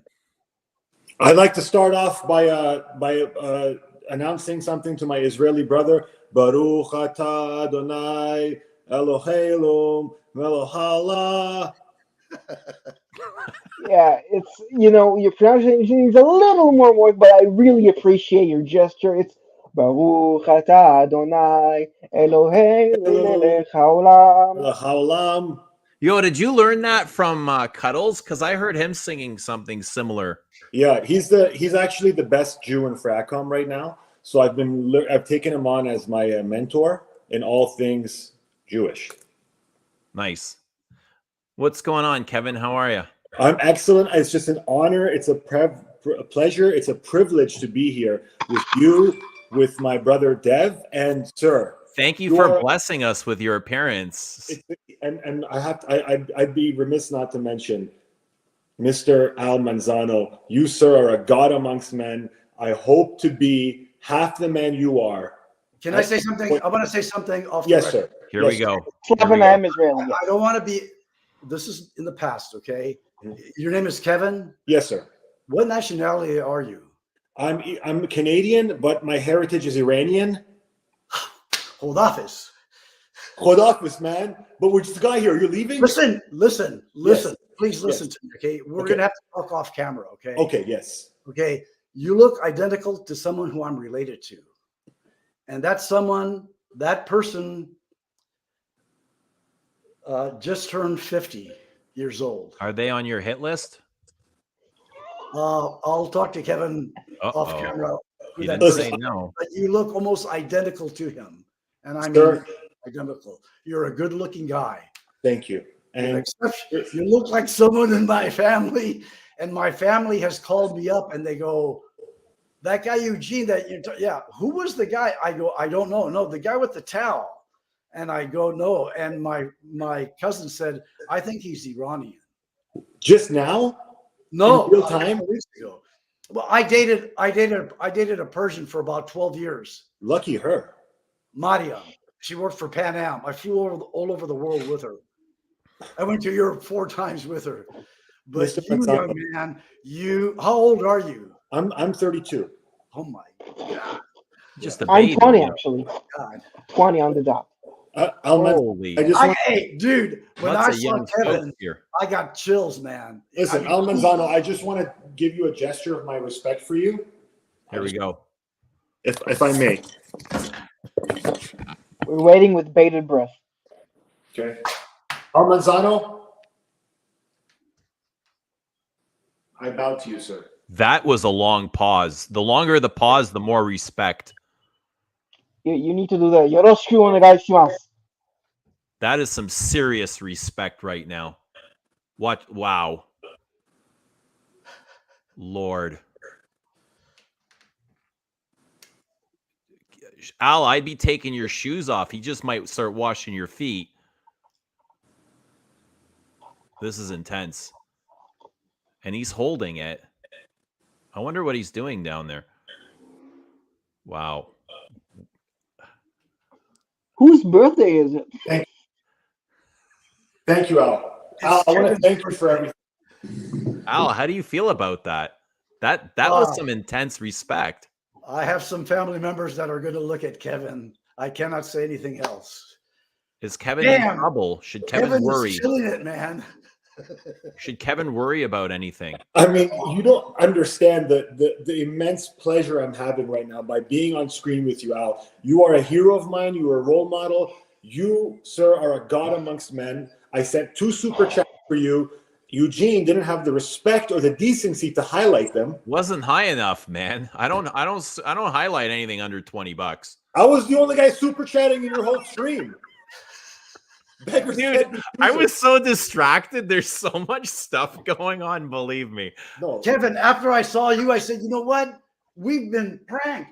See, Eugene is a clone. The original is Kevin. I can't believe it. Listen, it's He's been the me. guy with the cow, with the mole. Look at this. This is the original. So I hear you. You got to send another super chat and they'll highlight Kevin it. is vintage. You're just a clone, Eugene. You're just a clone. Before me, Eugene, you know what he wore? He wore Lamal before me. Oh listen, never mind Lamal. I want to know where what's his name here? Al is getting absolutely slaughtered in the comments because of his judgments. I want to know what it is, Kevin, that you love about Al so much. What feature of Al inspires you? Is pure charisma. And he's teaching all these weak men in Fragcom who are out of shape, not taking care of themselves. All they're doing is sitting, All right, when you puffing and say, puffing hang flavors. on, time out. When you say weak men, give us an example. Of weakness. Yeah, what does that mean? Well, You don't have Here to you say a go. name. The You don't example of weakness. Look Give- at this. weakness is not about your muscles. Weakness is about giving in to temptation when withholding from it would be to the greater good. But don't But- we all give in to temptation? Yes, we all Isn't that do. part of being a human? Yes, but bacon is good when you have it on Sundays. If you eat bacon for breakfast, lunch, and dinner every day, you're just going to turn into a piece of bacon. I'm not a fan of pork myself, but Okay? So Al is over here preaching. He's just an extreme because it's required. It's required in this community. All these men, they're too busy huffing and puffing potions, Al, potions. They're huffing and puffing potions. They're not taking care of their physical health, their mental health, their emotional health, their relationships. They're just I too agree focused. with that. I agree that you need to take care of your frame, your body, your mind, everything. You need to spend a little bit of time taking care of your stuff instead of spending the whole day destroying it, because the time goes really fast, and before you know it, you're backlogged. You know, your bills aren't paid, your body bills. You got to pay the piper. You got to take care of that shit. I like that, body bills. The bills add up, and Yeah, you gotta before pay you your know it, body the gut bills. starts growing. Kevin, you've It's studied unpaid martial bills. arts. Yes, I have. Yeah. What did you study? I studied martial arts for over 17 years. No, but what? What it was called?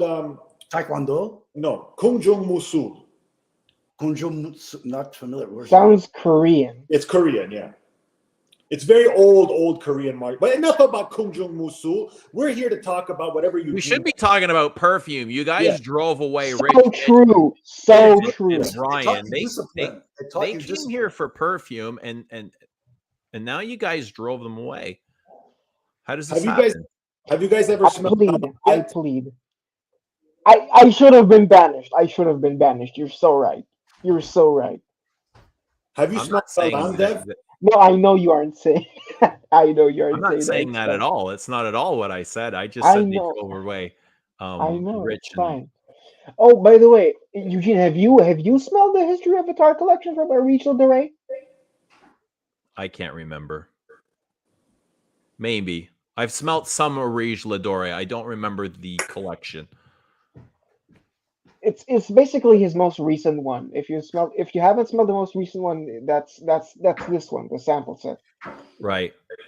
Yeah, it's all very very interesting perfumes. That also definitely you are more than just satisfied with just the sample set. Oh, is that the Jacques Bogart? Is it mossy? What is it? I mean, Is it oak moss? I used this many years ago. Why is this dark and the larger bottles are not this color? Maceration? Have you smelled this? This does not smell like Bogart's. This does not smell like it. No way. Someone replace it with them all. Oh my God. Oh, this is great stuff. Then we got some Antaeus. This is a vintage. But Kevin doesn't like Antaeus. Eugene, don't be rude to our guests, okay? I want to make a good impression. No, dude, this is open dialogue, man. We got to speak the truth. And All right. I'm not about hurting Al's feelings, but I'm not going to hold the truth from him either. No, you're not going to hurt my feelings. I'm just going to tell you the truth. I've Okay. already been there. I'm too old. I'm too old to. You told us way more truth than we need to hear. Mr. Manzano, I can't stand Antaeus. Definitely. I'm sorry. It's not my favorite potion. I can't stand Antaeus, Mr. Manzano. I can't stand it. I sprayed it on Chris, and my girlfriend made me keep my arm out of the window while we were driving back from the mall. Do you like Incredible. DC10? Nice 10? Oh, I have a sample of it. That's good stuff. It's a leather one, right? Absolutely. 1924. It's a manly stuff. It's pretty good. Yes. I don't know. I like more vintage feminine than vintage masculine stuff. If I had to say myself, Same here. like How about those, this vintage? the Mitsuko. I'm mostly saying Mitsuko because my reference is Zoologist Civet, and I'm just in love with it with that fragrance. It's so good. zoologist of it is just amazing. I don't know how to say it. It's just that, and you Kevin, know, what that's do you like? that. What's your favorite? No. What do you like right now? What do you like? Right now? What is your lady friend like? I don't care. Okay, right now. So I know what he likes. I know what he likes. What is your lady friend like on you that you also enjoy, Kevin? I don't know whether to answer your question or wait for the host. I'm so confused. Go ahead. Let me find what you like. Right now, Eugene was kind enough to go to the restaurant where my girlfriend was having her birthday party because they shared the same birthday, and gifted her a bottle of Bel Am. It was so kind of him. And she loves Bel Am, and I love it. So she's been wearing that, I'd say, 2 to 3 days out of the week. Really? She loves it. Wow. Yeah. How do you said, like it? I How do love you it like on it her. I really love it on her. You do. She said, this is the words, Eugene. It's not something I would have reached for previously, but now that I own it, it makes me feel kind of sexy, chic, and classy. Sexy and chic, she said for sure. I really like it. Ooh. And it lasts forever. Yeah. And she put 2 sprays. She's like, next time I'm doing 1. Ooh, Yeah. things are starting to heat up. True. I had so Kevin had invited me out for dinner that night, but that was it Christmas Eve or New Year's Eve or the day before the Eve? I think it was Christmas Eve. You guys went out for dinner. Yeah.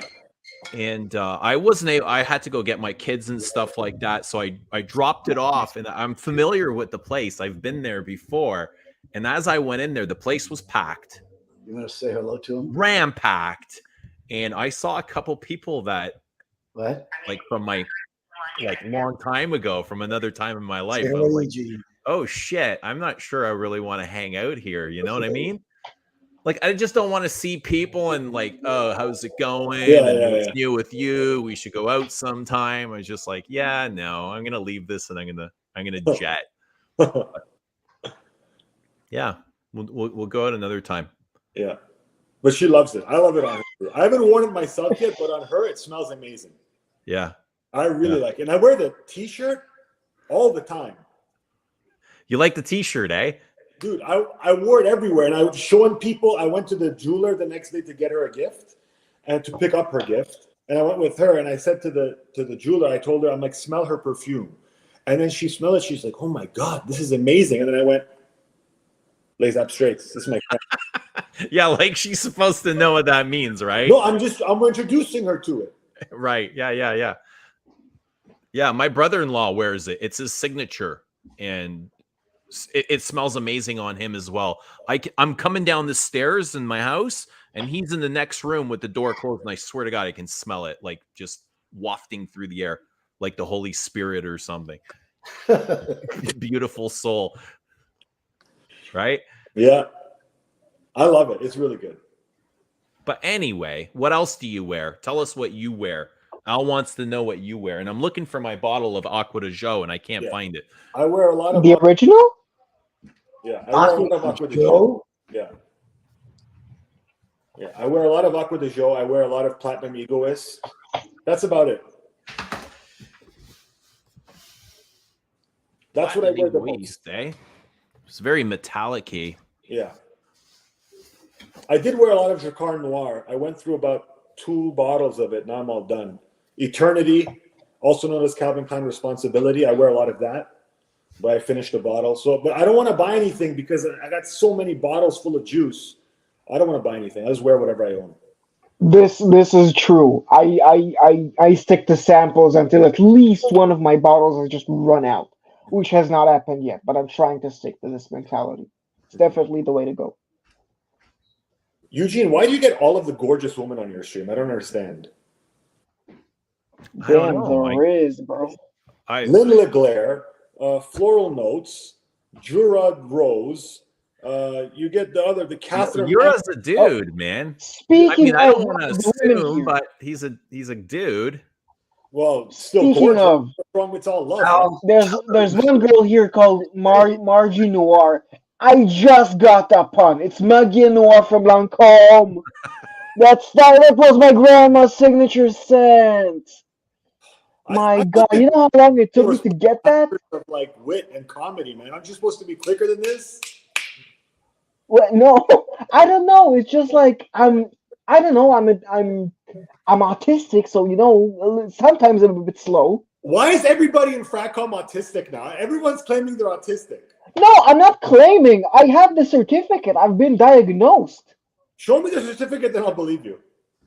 Oh, fine. I guess you think I fake Wait, it. they It's actually fine. give you a certificate? Yes, I have a gold star. Like a disabled I get driving a gold pass star. or something Congratulations, that you're you stick on your- neurodivergent. I'm with you, Kevin. Let me see that. We want to see the certificate. Come You know on. what? Fine. You know what's the certificate? The certificate is I'm in this hobby and I'm just 20. That's my certificate. I'm here. The certificate is that I'm here. Diagnosed with this when I was in grade school. The certificate didn't exist. Listen. I don't know. It's just like it's. Listen, you might think it's not a real thing, and it's fine. Everyone has their own opinions. I just got the label on me, and that's that.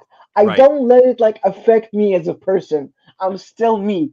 I So just get some nice bonuses from welfare, and that's it. That's that's all right. Everybody should fucking apply for one of those then. I want autism. Exactly. We're ready to Listen, sign up. get the bag is what I'm saying. So tell me, what does it feel like? How would you describe ADHD so we can all know? He doesn't have Well, ADHD. I don't have ADHD, but I'm autistic, so it's Sorry, autistic. How would you Yeah. describe that? Well, What I can't does it feel exactly like tell for you how it feels, but like a lot of the time, it feels like I'm just aware of everything, like too much. Like I can feel like how this on me as well as I can hear you guys talking, and I can see from the peripheral vision some I don't know a lot of things here, and I can sometimes just hear my parents talking over there, and sometimes I'm smelling myself. It's a lot of Hyper what alert. running around. what for you're me. describing, and by the sounds of it, sounds like you're aware of being alive. Well, sure, that could be it, but there's some other symptoms that I can't exactly describe because diagnosing myself with the symptoms that are like on the page, like if you will remember these, is not something that I can do to you. Is not something that I can do. Right. I just am. There's stuff that happens, and through the conversation that I had with my psychiatrist, I got this label. It's very hard for me to describe what it feels like. I just am. It's very hard. We all are. We all are. We all just am. I am. Eugene, I think you have autism too, if this is what autism is. I don't know what the fuck you know, autism is. I wouldn't know. Well, Like, neither do I. It's all I know is that guy in Gave that you the- office gave me that certificate Yeah. so I can get money from welfare. Did you frame it? Yeah, it's. I also have the gold star somewhere where it says You framed tried. You framed No, I know. I don't know where it is. I don't know. It's something that's digital, and the thing is, I must have done some mighty fine acting because the woman who was checking me in the welfare office didn't suspect that I was malingering. So whatever did you they want to think. be autistic? Like when you went into that meeting, did you want to be autistic? No, I didn't. I was actually just really nervous. I didn't know. Like I didn't want to be autistic. It's not like something that I wished upon a star and like some I don't know, some being said, let there be neurodivergence. It's not something like that. I don't know. I just, I don't know. There's like a lot of memories in my head where I did some stuff that is weird, and I thought I was a weird guy. Apparently, that weirdness was explained by autism. Now, What of did you course, do? it must be explained, but Can you give us an example of something Yeah. weird? What was something weird you did in the dream to the guy? To the guy, no, it's I don't know some No, memories. the guy that was assessing him. Oh yeah, I don't know. Somehow the interview just went into me talking at length about the Caretaker's album collection. Everything at the end of time. It's that one. It's like a 6.5 hour epic. Well, it's not an epic. It's just an experience where it starts off as music and it slowly deteriorates into noise and then nothingness, trying to simulate, not even simulate, just trying to give you the musical equivalent of dementia, which it's I don't know how it I don't know how it got there, but like it's just something that might have ticked him off for the fact that I said it like every time there's a joke, I just go on and on with a joke until I'm no longer the funny guy. That's something that he said might be like a symptom of it. Again, I'm not claiming to like know what my diagnosis means, but it's just like there's a lot of stuff that happened to me that if I truly am autistic, according to the psychiatrist, it would make sense. It would still also make sense if I'm just a weird guy. You get what I'm saying? Well, when I look at you, all I see is a handsome, charismatic person. I don't see Yeah. anything. Well, thank you. Thank you. I don't see anything weird or abnormal either. But again, we got to define what weird is and what you perceive. Well, You're- yeah. The thing is, normal is also something We're that has all to be different. defined We're all before we very can different. define Hey, Al, before we what can would you define call weird. someone like Dev back in your day? If someone like him came to you and said, "Hey, Al, take it easy. I'm autistic," what would you say to him back in your day? What? I don't know. I might want to inquire why he feels he is that or she is that, but no, I wouldn't degrade him or anything. No, I know you wouldn't. You only lift people up. absolutely. But like I don't I feel use it that way as an too. excuse. God forbid, I don't use it as an excuse. It's just something that, like for this instance, I don't know why I said I'm autistic, but it came up in the conversation. I don't use it as an excuse for the stuff I do. Did they It's prescribe just medication for autism? no. I did get this a prescription for anxiety, which I'm slowly weaning off of because I realize it doesn't really do much. How long have you been on it for? On Prozac for about, if I had to say, uh, 2 years. But I, Yeah. I I don't really experience any negative side effects either. Is it Which yeah, covered? Is the medication covered? the medication. No, it's not covered. Um, at least I no. I actually haven't inquired. The medical stuff is taken care of by my lovely mother. So most of that stuff, my lovely mother and father, they're both in the medical field, which I am eternally grateful for their care. Right. But yeah, it's I know I get. I find it I've never met in interesting my that life. they charge for medication, but then they give you like a disability because of your disability. Yeah, well, it's again, So it's like from the government back to the government. yeah, it's funny if it is. I'm uncertain myself. I don't It's like really like. washing money almost, it sounds like. Yeah, it Hey, does sound like kind of. you said it. Yeah, yeah, you said it. But yeah, it's not like I just sorry, I you got me on the spot. I don't know what to say. It's like I'm not see now it's like there's something that's trying to come out of my mouth and I don't know what it is. Take your time. Take your time. Go in there. What are you feeling? It's all love here. It's all love. Yeah, Take a it's deep breath. Close your eyes and just feel it. Dev, we love you. Therapy. Don't take any SSRIs or try to keep away from antidepressants.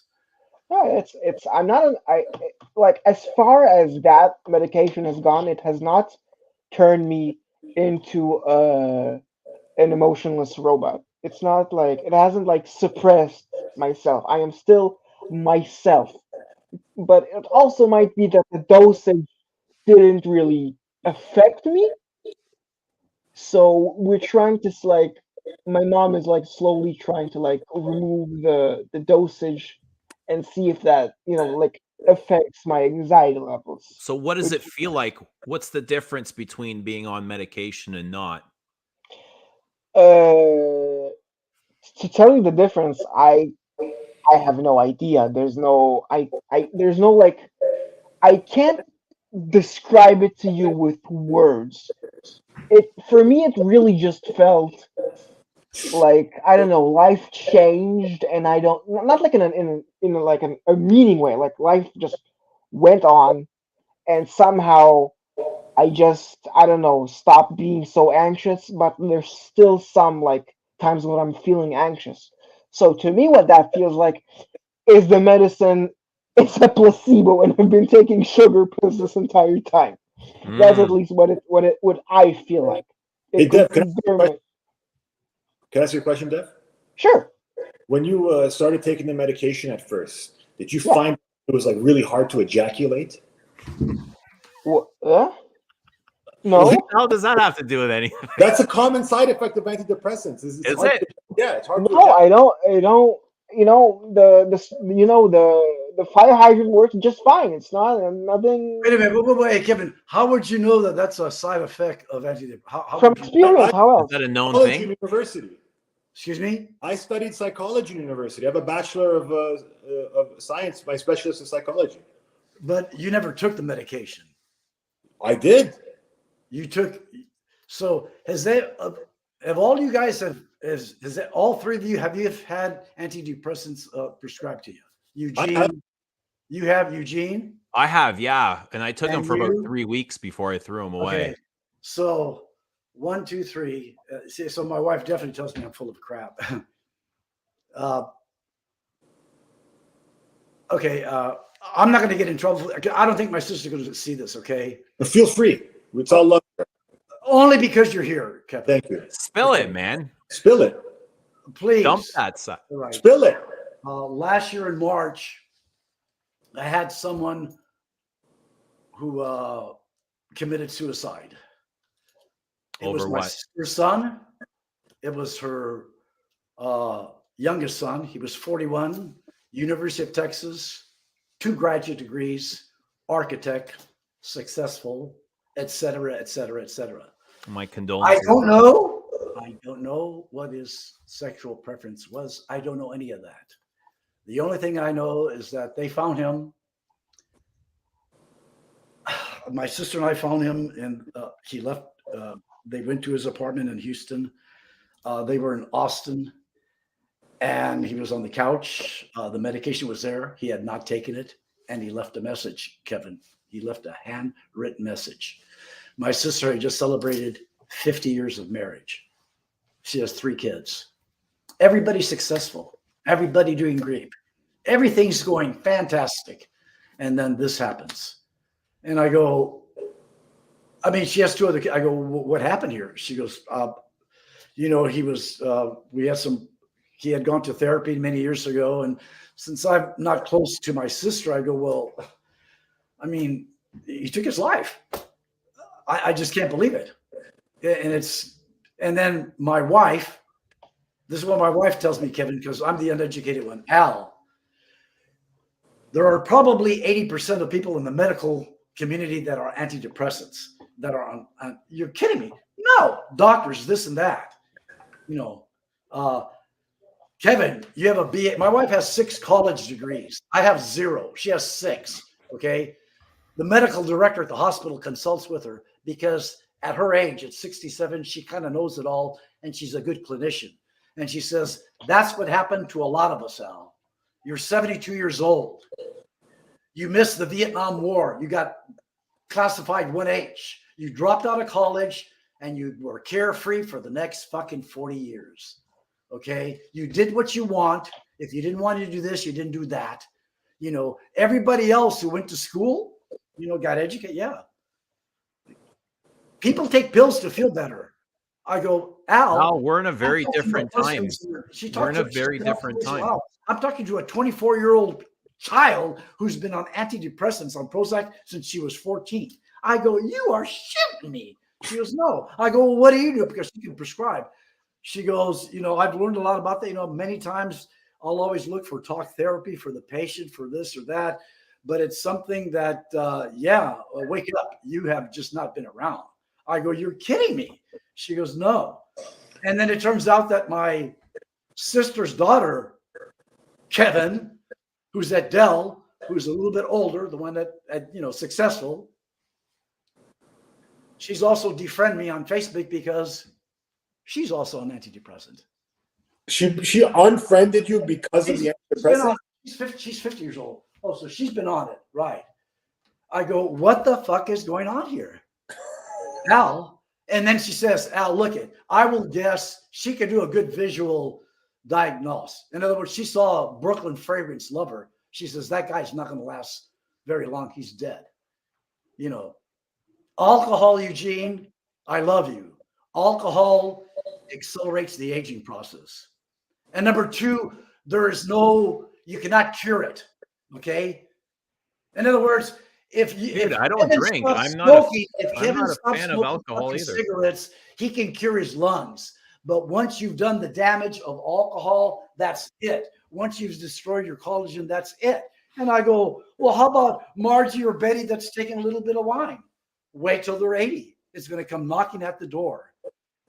Well, fuck, at 80, you're falling apart anyway. Hey, I did the drugs. I did the LSD. I did the cocaine. I did the weed. I did the weed. I did the weed. I did the weed. But not when I went out. What? You mean me go out into the public? No. I'm going to be well within my senses. But I just didn't have the addictive personality. You did cocaine alone in your house? The what? You did cocaine alone in your home? No, I had a girlfriend of mine. Oh, okay. We went out. She was 19. I was 31. We went to a discotheque. We went dancing, and everybody was on drugs during that time. Yeah. Everybody was on drugs. Yeah. Everybody was screwing. Everybody wanted to look good. Everybody wanted to get dressed up. And let me tell you, Kevin, since you're a Persian, all the white guys didn't like usually doing that. At that time, I'm talking about in the 70s, 80s, right? Because you mean to tell me I'm going to go out with Kevin, Persian guy, I got to get dressed up? Yeah, you got to get dressed up, cleaned up, and this and that, and go out. Oh, really? It's a lot of work. And you know what? I don't dance. You don't dance? No, Kevin and I don't dance. Oh, really? Okay. How the fuck are you going to meet women? Well, not all women dance. All right. How the fuck are you going to meet? How are you going to socialize? What are you going to do? I mean, I would look at all these guys, and usually guys just standing there with their drinks. Gee, she looks good. Gee, she looks good. We didn't use panty droppers, you folks. Hey, somebody needed to hold up the wall, Kevin. While you're picking up babes, somebody was holding up the Iranians, the Italians, we didn't use panty droppers. We were looking for boxer droppers. We're the ones that wanted to impress the women. We wanted to impress the women, right? That's right. Wanted them to come to us. Yes. Right? But you would have to, be a gentleman, open up the door, He's the equivalent of the kids today wearing sausage and going out. Mm-hmm. Right. That's right. Sausage? My God, what a perfume! Hey, Al. I love sausage water better, but sausage pure is also good. Listen, for an autistic guy, you got a razor sharp wit, man. I don't know what the heck kind of certificate you got, but you got to return that and stop scamming the government. I would give it away too. Listen. The less I say about my government, the better. Okay. All I'm saying is, I'll never find you here. They wouldn't mind it. They don't mind giving it to me now. Mossad is tapping this stream right now. The Mossad? Yeah. Hey, how do you know I'm not in the Mossad? Because you're autistic. Yeah. Dev, are you Israeli? I am Israeli, yes. Okay. Can I tell you what I had in my 1972 Datsun 240Z as a license plate? Sure. Do we want to know? It said Olve on it. Oive? That's correct. That's what I had on my plate. Yeah, So that's Yiddish. But That's yeah. Yiddish. That's more of an American. Yiddish. Absolutely. Yeah. Like No, there's also More of my family was Jewish, but they told me not to say it anyway. Eugene, I want to thank you for this. This is like, it's been such an experience. I mean, I don't think you could have done better than this. Yeah, it's quite the panel of I don't know, characters here. It's seldom that I stay quiet on a stream. It's very seldom, but it's very rare. But when I'm in the presence of Dev and Mr. Manzano, these guys can let it rip. I can't call you Mr. Thank you. I'm humbled. I'm humbled. Really, I really am. You've got I mean, all the stars are here. This is something. This is a real meeting of the minds. Yeah. Yeah. Hey, quick question. Do you guys into watches by any chance? Since perfume is also like a. Hey, Kevin, what's that? What's that watch you got on there? What's that watch? This is a Movado. First of all, I'll showcase my watch. This is from a micro brand called Dumero. Let me just explain what a micro brand is first. So it's like the indie brand in perfumes. This is basically the watch equivalent micro brands. They're usually on the what's that one? Is that a G-Shock? Oh yes. Yeah, G-Shocks are cool. Yeah, so basically this is from a micro brand called Dumero, and this watch is basically an homage to Kevin, watches I like that, Kevin. from What the is that? 70s. From watches of the 70s, like the Patek Philippe, It's got that baby Nautilus, blue, powder blue. yeah, and Eugene, you got your watch too now. I only wore it because yeah. you got to show more. I wore this because of you. Oh, Kevin, the what's Movado yours? one, it's the museum one, right? I don't really like watches that don't have those indices, where they just have the circle. I like it when they have the pointers, like the sticks or the dots around the watch, so you can at least tell what time it is. Not that your watch is bad by any means. You know what? I don't like those watches that don't have like the dial. They don't have like the hands. You ever seen those watches that don't have hands? What do you mean? They have the numbers. They got like 1 through 12, but they don't have like an hour, a minute, or a second hand. No, they don't have the hour hand, minute hand, or second hand. You ever seen those watches? I don't like that. How do they tell the time exactly? They don't. Oh, so it's a bracelet. No, it's a watch. No, well, if they don't tell the time, it's not a watch. A watch tells you that a watch at least has the moving hands. If there's no indices, it's a useless watch. Question. But if there's no hands, it's not a watch. It's a bracelet. No. Look, Dev, look what you did, man. Look what you did, Dev. What did you do? What did I do? You started with the watch talk and you scared off the star. What did I do? I just like watches. What's wrong with watches? Watches are good. You scared off Dean. You scared off Manzano. Now I guess it was just his time. I guess it was just his time to leave. Time like watches. Time. But you know what we're doing right now? We're building a bridge for world peace because the Iranians and the Israelis don't have the best relationship. Yeah, so why are you yelling at the guests if you start off on the wrong foot? Why are you yelling at the guests, Kevin? I'm yelling at Deb because he scared off Manzano. Oh, she's talking about my passions. What's wrong with my passions? It's a little passion, the watches. I also have this watch. It's a field watch. This is the only watch I own. What's that? It's a Tissot, yeah, gorgeous brand. They have one of the watches in the more like expensive like ranges. It's called like telemeter or something. It's just beautiful. It reminds me of like 1930s like dress watches. They're very like beautiful with all these like circular lines like telling you the time. It's all these like lines where the hands could point and they could tell you like basically useless information. like I don't know the distance between this and that, how fast you're going. There's a lot of like stuff that was practical once that is now just there for good looks, basically. Which it's something that like I really enjoy this certain obsolescence in watches because like now if you want to tell the time you have a phone for that you have a computer like watches like in this form at least they're they're they're both an accessory and just something to marvel at on your hand. Skull and Haiti, yeah, that's pretty. But yeah, that's it's also why I really enjoy watches. It's just great. Yeah, watches are It's cool. I love measuring like the time to my death. yeah. Wait, is that like a time only watch or is that like a chronograph?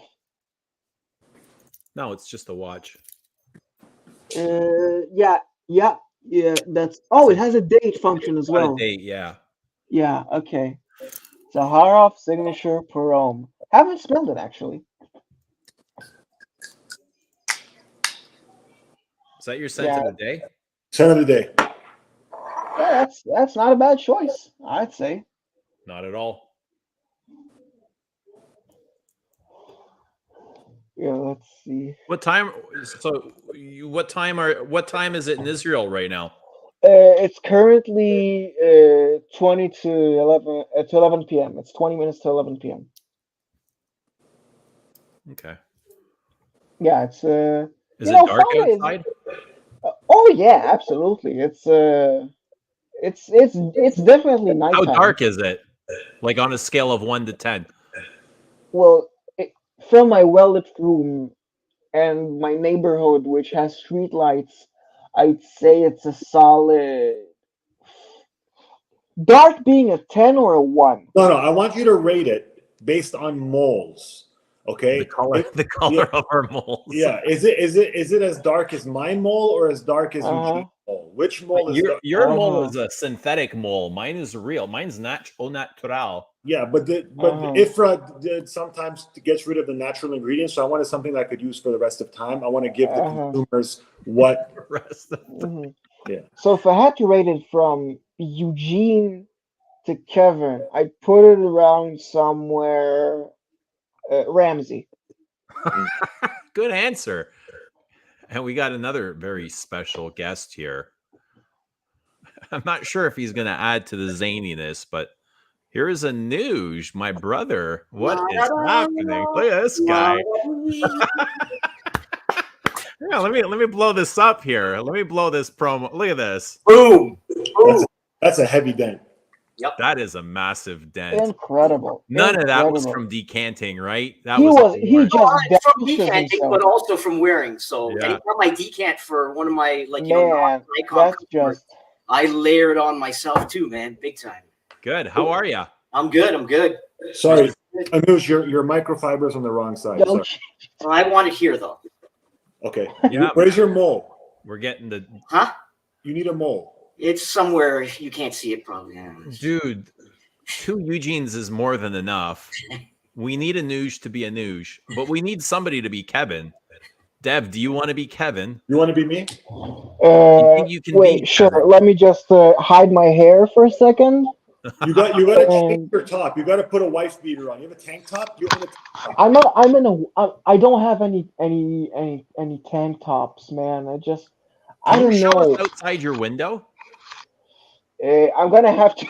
I'm using a computer, so kind of hard to do All that, right, no man. worries. Can you change your outfit though? Could you wear black? You must wear something black. Dude, you're gonna scare him away. You're gonna scare him something away. black. No, he's Okay. a good guy. Something black. You got it, bud. Okay. All right. Do you think you could maybe change your sweater and wear something black? I could. I just won't. Oh, just do. I'm gonna make a gesture for you. I'm gonna go get glasses. You get a black shirt. We'll exchange. It's the Persian-Israeli exchange. This is how we build bridges. All right, let's do it. Fine. Anuj, how have you been? I've been well, man. Just January's a nice quiet time, right? Just Yeah, you're at work. It looks like Yeah, packing orders. Yeah. Cool. How you doing? Doing awesome, man. Busy ramping up for the 24th, right? Yeah. It's just always something to do, right? Always. Gonna launch Descended on the 24th, so it's creeping up, you know. Can't wait, man. Can't Every wait. moment adds up, and we're getting there. So There we go. Now we got a stream. Look at this guy. Now we got a stream. here we go. Enchanté. Here we go. Dev, what's up, man? I'm doing great, man. I'm Good. doing great. Having a wonderful evening. Nice. Now we got a stream. Kevin said he's buying us dinner one night. Yep. What do you think of that? The We're news? gonna hang out. Yeah, Kevin said we should all go to that Serbian restaurant that he Yeah. for his. That'll be awesome. I'm down. I'm in. What would we have, Kevin? What would be on the menu? I'll show you. Kebabs. Close. Cevape? It's a Balkan restaurant, so I'll show you what we're gonna eat. Tartar? No, not tartar, but you're invited too, Dev. If you can make it down to Toronto, you're invited. Where's that? That looks so good. That's sick. Hold on, let me blow you up, what's man. That looks like sausages. chicken breast, chicken like schnitzel. That's chicken schnitzel. Yeah, Pork I see a skewer. kebab. I see cevape, which are like little beef, lamb, pork sausages. Kara Georgieva. Looks good, man. Lepin- That looks like 2 pounds of meat right there. Yummy. We're gonna eat this. Very nice. That's gonna give you the sweats later. Yeah. And this is the entertainment. I want to show you the entertainment. It's like folk singing, isn't it? Yeah, but look at this. You get all the stars.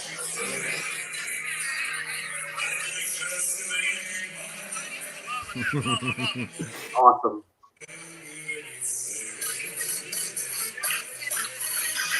Who's coughing there?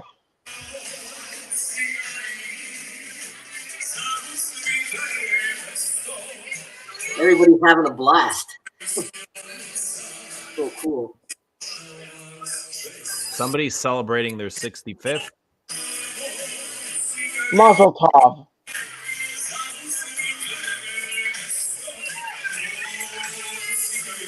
Whoa. It's gonna be a great time, man. We're gonna go. Cool. Yeah. Are you gonna bring any beans, baked beans, black beans? As per request only. If you request it, I will deliver. Bespoke beans. Bring your own beans? Mm-hmm. He's gonna whip out some bespoke beans, some bespoke artisan beans. Kevin's got me on the bean medley, man. Every time I go grocery shopping, I bring home like 6 or 7 tins of those 5 bean medley. Some made to measure beans. It's good for like a quick snack when there's I nothing don't know. else. When you don't feel like Not a cooking. big fan of beans myself. I don't know. It's like, I don't know. The texture is it's kind of mealy. I don't know. I like it. I like the texture. It's good. Kevin got me onto it. He's like, eat beans. He goes for lunch, put something else in it. Like Kevin eats eggs with it. I dump a can of tuna in it, and it fills me up. I don't have to eat again. I don't feel like snacking later, so it's pretty good. I don't know. I need meat, man. Beans are good and all, but I need meat. I need that True. meat with every meal. So true. I need You like are beef so or right for lamb this. or something I heavy. can't do that for lunch, though, man. I can't eat a big, heavy lunch, especially not when I'm at the warehouse. The smells. And Actually, everything. for me, lunch is the biggest meal. I treat my dinner as like a second breakfast usually, unless it's like unless we like go to family friends or something. For me, dinner is like if I treat the whole day as a meal. So starters so my breakfast is sort of starter size, my lunch is entree sized, and my dinner is kind of dessert sized. My breakfast is coffee, my lunch is coffee, and then I'll have dinner at dinner. Yeah, you know what, Dev? You My sleep? gym teacher in high school used to say the same thing that you do. He's like, his biggest meal of the day was breakfast, and then less at a lighter meal at lunch, and then the smallest meal for dinner he used to do. Just like what you're saying. Well, no, I like said eating that it's a parabola. It's an inverse parabola, not like this. Oh, there goes my fucking story. Yeah. Any of you guys No, eat it's fine. cereal? It's still valid. Who eats cereal? I actually do. I eat cornflakes. Cornflakes like honey frosted cornflakes. Like they're covered in honey. I don't Very know. delicious. Sorry, Eugene. I mean, I'll be honest. I didn't come here for cereal talk. I came to talk about fragrances. I was told this is a fragrance stream. Right. Well, what if it has a brand note? What if it's a cereal note? Huh? What if it's lactonic? I just want to say that if anybody out there who's not familiar with the niche world, okay, this is a great fragrance for you. Belle is very approachable, very approachable. It's, if you like Dior Homme, okay, it's not like Dior Homme, but imagine a niche version of Dior Homme that is a tad bit sharper. It's not powdery. It's not a powdery iris. It has an edge. It has a sporty edge to it, and it has a cocoa vibe. It's a slightly sweet, chic iris fragrance, and it has a heavy base that is with it from the opening till the end. There's a very strong base holding it down, so you don't feel like you're floating away every time you wear it. It's not an airy fragrance. It's light enough to wear in the summer, but it has a weight to it. But don't you feel like it does have an airiness? Like it That was floats? quite the review. No, I don't feel like it floats. I feel like it's effervescent. It bounces off the skin quite a bit, but there's something in it that holds you down. There's something in it that it braces you. That's how I feel when I smell it. Yeah. To me, there is a light airiness touch to it. Actually, I enjoy fragrances that are on the airy side. Actually, I don't know. It's like I think sure, it's fantastic as well, but I still, this is still right now the love of my life still. So. Oh well, yeah, sure. Glowed in my face that Mr. Eugene here doesn't ship to Israel. Have you asked him? That's how Eugene started building the international. You please? What happened? You tried? It was originally just open to Canada and the U.S., and as people started asking, I would start opening. Consider this me asking you to offer shipping to Israel. That's not a problem. You're gonna ask him. You have to ask, and he'll ship it to you. And as I keep saying, ask and you shall receive, man. Everything in this world is for you. For you. Could you please ship it to Israel? Absolutely. Was that so hard? Great. Very. I'm crushed. I'm crushed. Broken, you might say. No. Don't be broken, man. Okay, fine. I'm fixed. Don't be broken, man. Don't be I'm fixed now. Put you back together. It was that easy. It was that easy. Did they ever end up putting Humpty Dumpty back together after he fell off the wall? Yeah. I don't know. If they put Humpty Dumpty back, we can put anybody back. Did they think that ass fell off again, right, and broke again, or no? Or am I just making shit up? I forgot the story. I just know I don't know. But he is a fragile person. He has a fragile personality. Do you think Humpty Dumpty had a certificate? Probably. Certified egg. I wonder if never did say he was an egg. You think they gave Pinocchio a certificate? Well, he wasn't even a real boy until the end. Well, how did his nose grow if he wasn't real? Good point. Because he was alive. I don't know. Maybe he looked at a Playboy magazine. Ooh. Do you know what real men do, Eugene? Define for me first, real man. Because this is real man. A real man. Define. 2 words. Al Manzano. Okay. All right, but I guess that doesn't really define. Okay. Al Manzano is a man. But okay, so what about him makes him real? Okay, I'll tell you what a man is, okay? A real man, is actually the definition of a human, okay? And it's defined this way. Responsibility. A man is defined by his responsibilities. Everybody has them. It's your choice whether you take on responsibilities that are worthwhile, morally good, justified, and leading to the greater good of those around you and those important to you, or they're not. Some people's responsibility is huffing and puffing fragrances and sucking down whiskey and maybe eating hostess cakes. Some people's responsibilities are making sure they raise their children, being a good friend, and protecting the weaker. So a man is defined by responsibility. If you have responsibilities, you're a man. But doesn't women have responsibilities too, don't they? I mean it in the biblical term, in the biblical definition of human person. Yeah. Yeah, I You mean think that's you part mean of it. an Adam? You mean an Adam? It's part of it, but I'm sure there's so much more to being a man. You know what a real man does? A real man eats eggs raw. What? I don't think that defines a real man. I think Oh yeah, it does.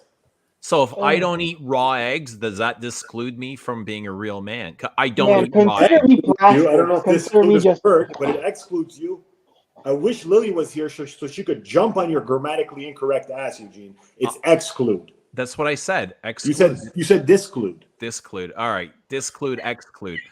I don't What eat is raw exclude? eggs. I've probably eaten raw eggs in my life at some point, but it's not something I do at the moment. But I don't think it would exclude me from the list or Kevin's definition. Also, it wasn't really grammatically incorrect. It was more just like a mispronunciation or like using a I knew different he was word. gonna. I knew he was gonna do this. Here we go. Do it. You won't. No. With the shell. With the shell. Eat it. Don't drink it. Eat it. Crunch on it. Be a T-Rex and eat the shell. Eat the shell. Oh, that's gonna cut. Don't eat the shell. That's nasty. Eat the shell. That's not eating. That's drinking an egg. Well, that's what he said. Do you want a Okay, yeah. straw? Do you want a paper straw? Damn. Salt? Sip on it. Sriracha? Sip on it. Ah, he swallowed it. That's weak. You should have sipped on it, There is savored it. a That was a real- little. Does. Ladies and whiskey gentlemen, there swirl. is a real I man. hear the rocky music in the background now, man. Yes, sir. There is a real man. Life is not a spectator sport. All right. I'm not right. I'm out. And I gotta go because I got a life, baby. Oh, yeah. Did he? Oh, Kevin. Oh my God! Love What that. a send off! He really just did a curtsy and went out. There you go. Kevin. Left us with the bomb. Wow. Now we Yeah, got all eat raw eggs. Do you eat raw eggs, Dev? I wouldn't say I eat raw eggs, but I do on occasion eat a pasta frittata. Are you willing to eat a raw egg to prove your manhood to Kevin? Well, I don't really care to prove anything. Okay. I just like I don't need to prove anything. I'm just me. So are you okay by Kevin's definition of not being a man because Sure. you won't eat? Yeah. I'm okay with it too. I know his judgment is valid for himself, but I'm sure he's not serious. It doesn't He's influence just me in messing any way. around. Kevin's just always having fun. Always a good Yeah, time. Yep, always. He's the best. He's awesome. Kevin's great, man. Anuj, Yeah. What up, man? what's going on? Nothing. January is so quiet and tedious. It's actually the most boring month of the year. When's it gonna pick up? Like around Probably closer to Valentine's? Valentine's Day, maybe, right near the end, because you get all a lot of our business comes from single young men. Let's just say. Really? Oh my God, that's me! Yeah. Oh my God, it's me! He literally said my name. Oh my Single young God. man? Single young men. That's me. I'm single young man. Okay. My middle name is single young man. How did you know? Have Smart. have you been in a relationship, Dev? Never in my life. Is that something that you look forward to? Sure. It's just not something that I was able to achieve. I don't know. Maybe it was through a fault of my own, but it never came, like never presented itself in a way where I capitalized on it, if you will. It's just I don't know. I've been single all my life, and that's all I know. I'm not like. Are you like, comfortable sure, being Nothing single? wrong with that. There's nothing wrong with that. Whatever I'm not saying there is. I sure As long as you're sometimes I feel the sadness that like sure a partner could improve my life, but I'm not like itching, not like going out like trying to do something. You can be in a relationship and still feel sad and lonely. That's also true. Yeah. Yeah. It's I don't know. I'm not like in a hurry. It's it will come when it comes. I will make an effort when that time comes. It's not like You're comfortable being alone, spending time alone by yourself? Well, yes, it's something that I enjoy, but I also enjoy time with my family. I live with my parents, and which nothing wrong with that, of course. It's and I also talk with them a lot, as happens when you live in the same house as your parents.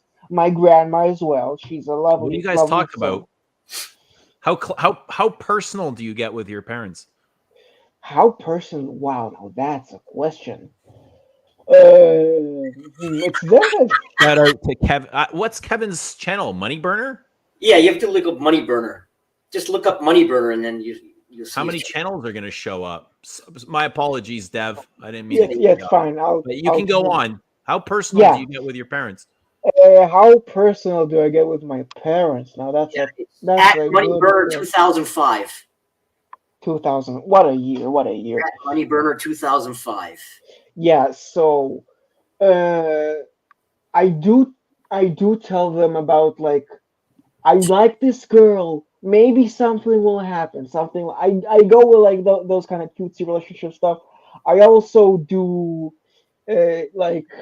consult with them on like what I should do in terms of how should I say? Sometimes I do consult with them on like what should I purchase. Most of the time it's no, which it's that. But there's also the time where I did tell them the crisis I was having, which did lead to my therapy session with the psychiatrist and a diagnosis, which that was a conversation. And oh, thanks, Brian. But yeah, it's if I had to categorize how personal I get with my parents, it's not Oedipal. Sorry? It's not Oedipal. Like I'm using Oedipus, Oedipal. It's not Oedipal. Okay. Oh, okay. Will you talk to them about personal things like drugs, like taking? Oh, uh, first of all, as cool and hip as I look, I've never taken any drugs in my life, and I'm actually not lying about Okay, this. good for you. No, there's. Unless you define ethanol and caffeine as a drug, in which case, yes, the ethanol consumption has been done with my parents, encouraged by my parents, but not to the degree of blacking out. It's just the wine ant kind of drinking, and oh wow, if Al was here, oh my God, he would say I'd be aging like a freight train. But no, it's just like it's the odd bit of cognac, which I really enjoy cognac. My go-to at the moment is a Hennessy, the VSOP of Hennessy. It's really just been grabbing me. I My like a good fancy. cognac too. Yeah, I find that it's like it speaks in. Sorry, it kind of it's just like it vibes with me. I know I just like the kind of sweet little burn, And don't get me wrong. Sometimes when my parents are having a good bottle of wine, I do join them. I grab a glass and I taste it with them. But yeah, I don't know. Just I feel like cognac speaks to me more in terms of the aesthetic, the experience, the taste as well. Most importantly. But yeah, I do talk to them about substances. Yeah. What about you, Anuj? Did you have that relationship with your folks where you're like open and personal and? No, not really. Like, just to write, I don't know. I was going to say something really ignorant, say I had a normal relationship, but that's such a stupid thing to say. But no, like, I've had like, most of my deepest discussions with my father have always been just about his parents. Like my grandparents were a big deal in my life. They passed away a long time ago because they were a lot older, but they're a big part of my life and who I am. So always the stories asking him about my grandfather. And if not that, then everything else was about the business. And, that's it. So, but, I've never really had like as I get older, I feel like I'm closer to my parents now. As they get older, I have that thing in me to see them getting old. When you see your parents getting old and more feeble as to when you were younger and they seemed indestructible, it's tough. You start to become aware of running out of time. Yeah. And So this was one of the reasons, amongst many others, that Jelpa and I decided years ago to scale down the business to have more time. So that now when my dad has to go pick up my dad to take him to a doctor's appointment, my mom, I can just like that. I don't have to worry about nothing. Right? Yeah. Yeah. And it's important to me. It's important to me, right? So, Same but here. I like, you know, sit down and have philosophical conversations with my parents. I can't do that. That's not me. Yeah. Yeah. And they have their own interest. You have your interests and they have their own interests. And Oh, sometimes yeah. And they don't want to hear about that stuff, right? Oh, no. The only common thing we have is like me. They're lifelong beaten down Leafs fans, unfortunately for them and me and you. Oh yeah. Speaking of stuff that my parents don't like, my parents are huge wine snobs, not me. I'm a huge perfume snob. Complete the sentence. You know, sometimes I like to smell myself, and I go down to like have a drink with them, and you know I can't control the dosage. Some part of me just really wants to apply more. So then my dad makes this face, which you know says enough. It says enough. And I'm not being malicious when I do it. Just sometimes I forget that my dad does not enjoy these kinds of smells. You know, so even if it's like the airy Heely Agarwood, which you know, huge enjoyment that I get out of this. But to him, it's just sticky sweet, and I don't, and he still makes that face. It's just with any So is he going to make a perfume. face for anything you wear or just some things? Well, since I usually like to apply it on, you know, a noticeable amount, yeah, he does do that face. Funny face about this. On New Year's Eve, when we were driving to my family friends, I decided that my scent of the night would be a Rachel de Ray's Beauty and the Beast. That wasn't a good decision. The car ride, I was sitting with my dad over here, like this. Because my younger brother was in the driver's seat, and my mother was in the shotgun.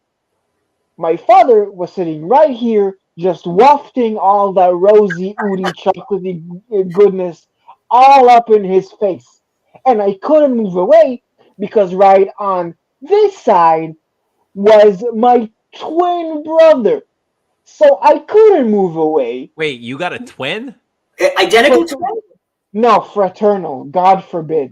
Okay. The less they talk about him, the better. We could not be any more different.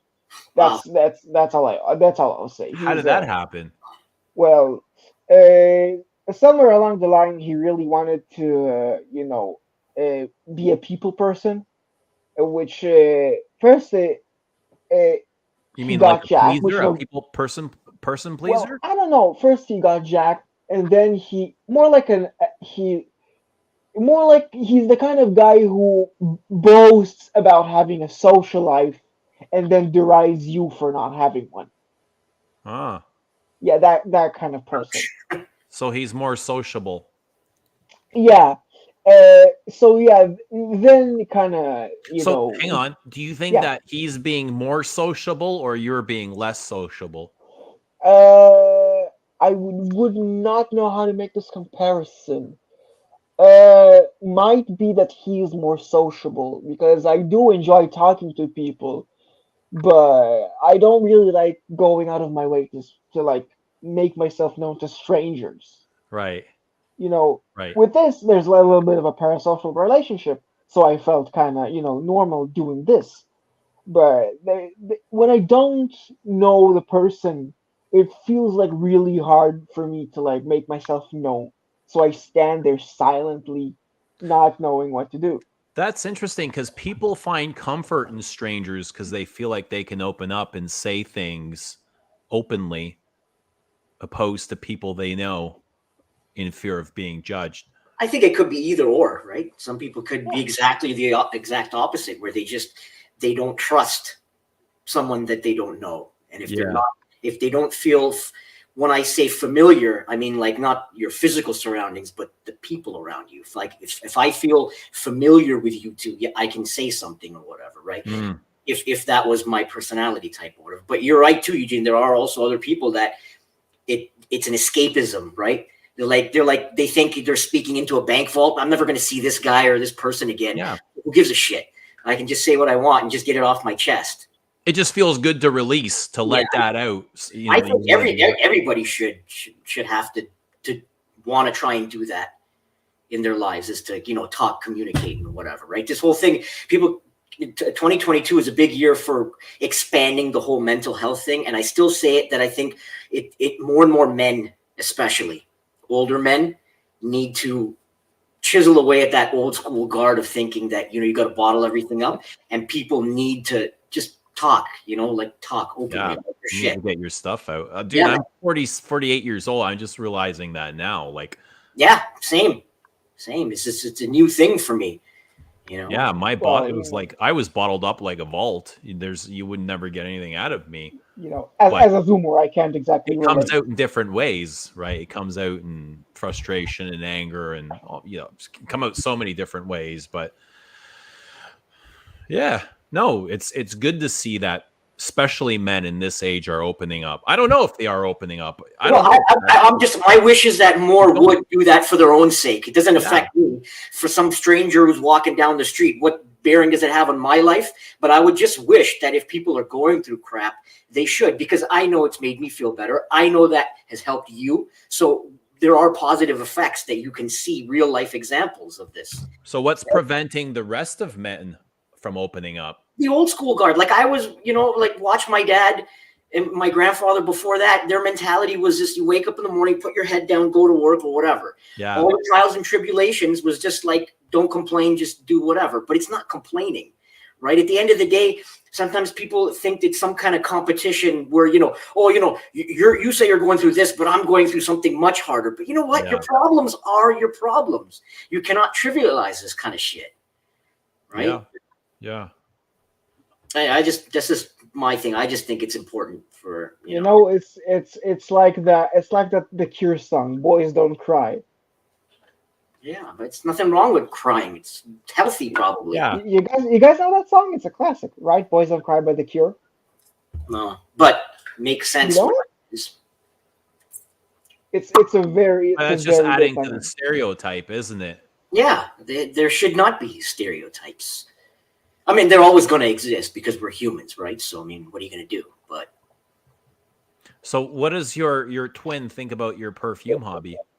Oh, well, he thinks it's me starting to be normal and think of normal people things, but in more like that, he thinks I want to smell good and not that I want to smell interesting. That's so bizarre, considering like people would usually think that it's such an odd hobby. It's a bizarre hobby. Well, it is a bizarre hobby, but more like he thinks it's a direction moving into perfume. Like, oh yeah, I have a signature scent. It's how I smell. I smell good. Right. But no, for me, I did take it that 1, 2, 4 steps further, and now I'm on the stream. Yeah. Do you guys share the same circle of friends? Oh no, absolutely not. Like sometimes he brings his friends over, and I kind of like kind of socialize with them, but I don't go out of my way to like be with his friends.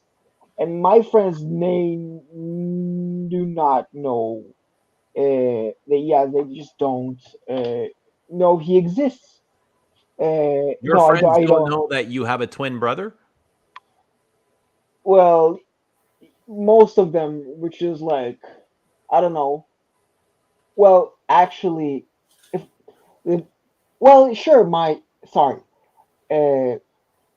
distinction. I have a lot of friends in the online space, like on a Discord channel and whatnot. But in terms of like people who I know in Israel, who I see on a daily basis, those people, it's not that they don't know that I have a twin.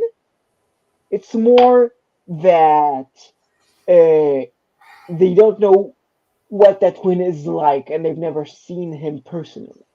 Probably because, like you said, you have such opposite personalities, maybe you don't talk about them so much. So then they just have learned to just ignore the concept of your twin, basically, you know? Yeah. Pat, no, well, I have a YouTube channel, as in I use it to like comment and stuff, but I don't upload content on there. Yeah, no, it's You just should. like You should. I don't know. It's I Why not? don't know. I don't have a lot to talk Put about. your I don't shit out to know. the world. Put your shit out to the world. I'm sure you have a lot to offer.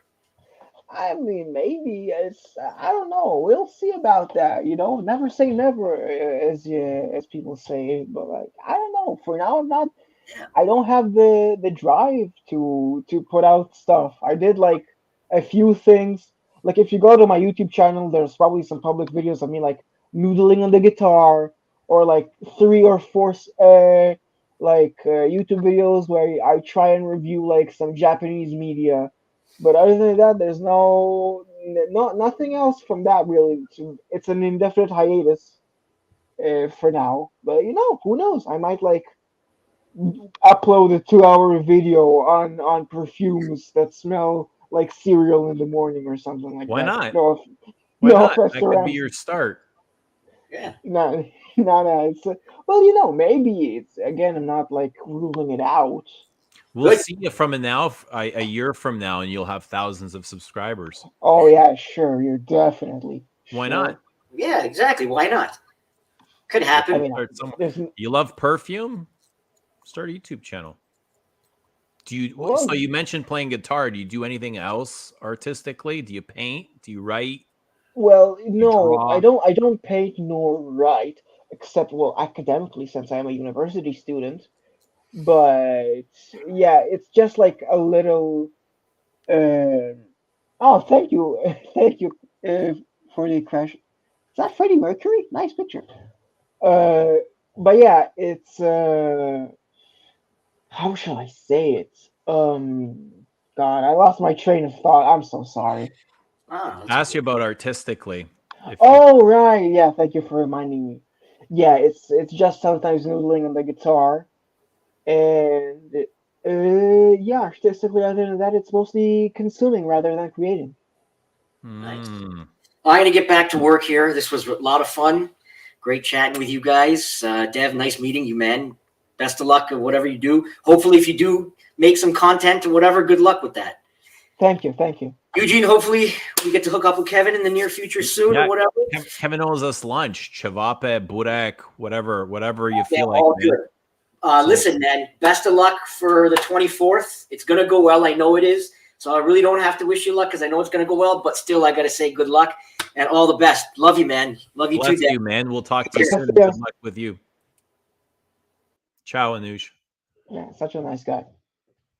All right. So you said you consume more than you create. What do you like Yeah. consuming? I've got a couple of minutes before I gotta go. I gotta go pick up my boys as well. So Oh yeah, sure.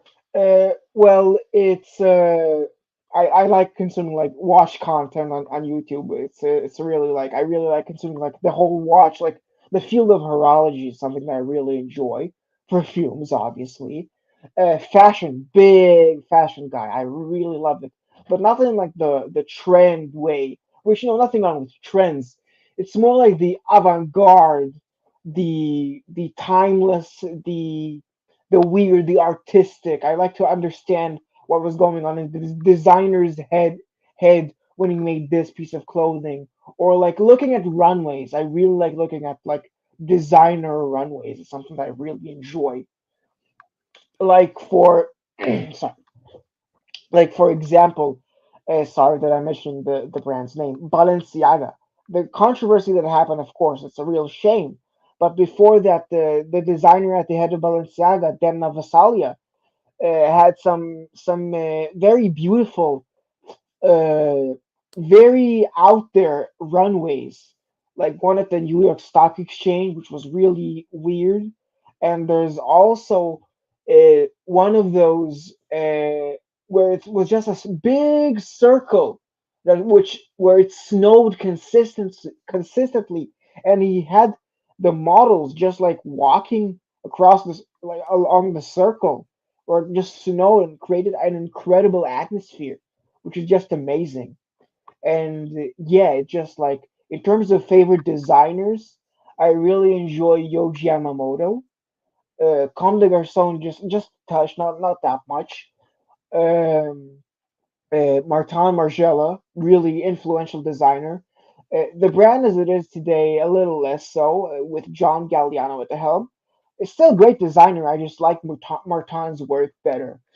And there's also Rick Owens, huge personality, really interesting, uh, really interesting style that he has. There's also in terms of like more niche brands. There's Trove, which does a lot of traditional Japanese inspired outfits, like real kimono, yukata, haori types of fits.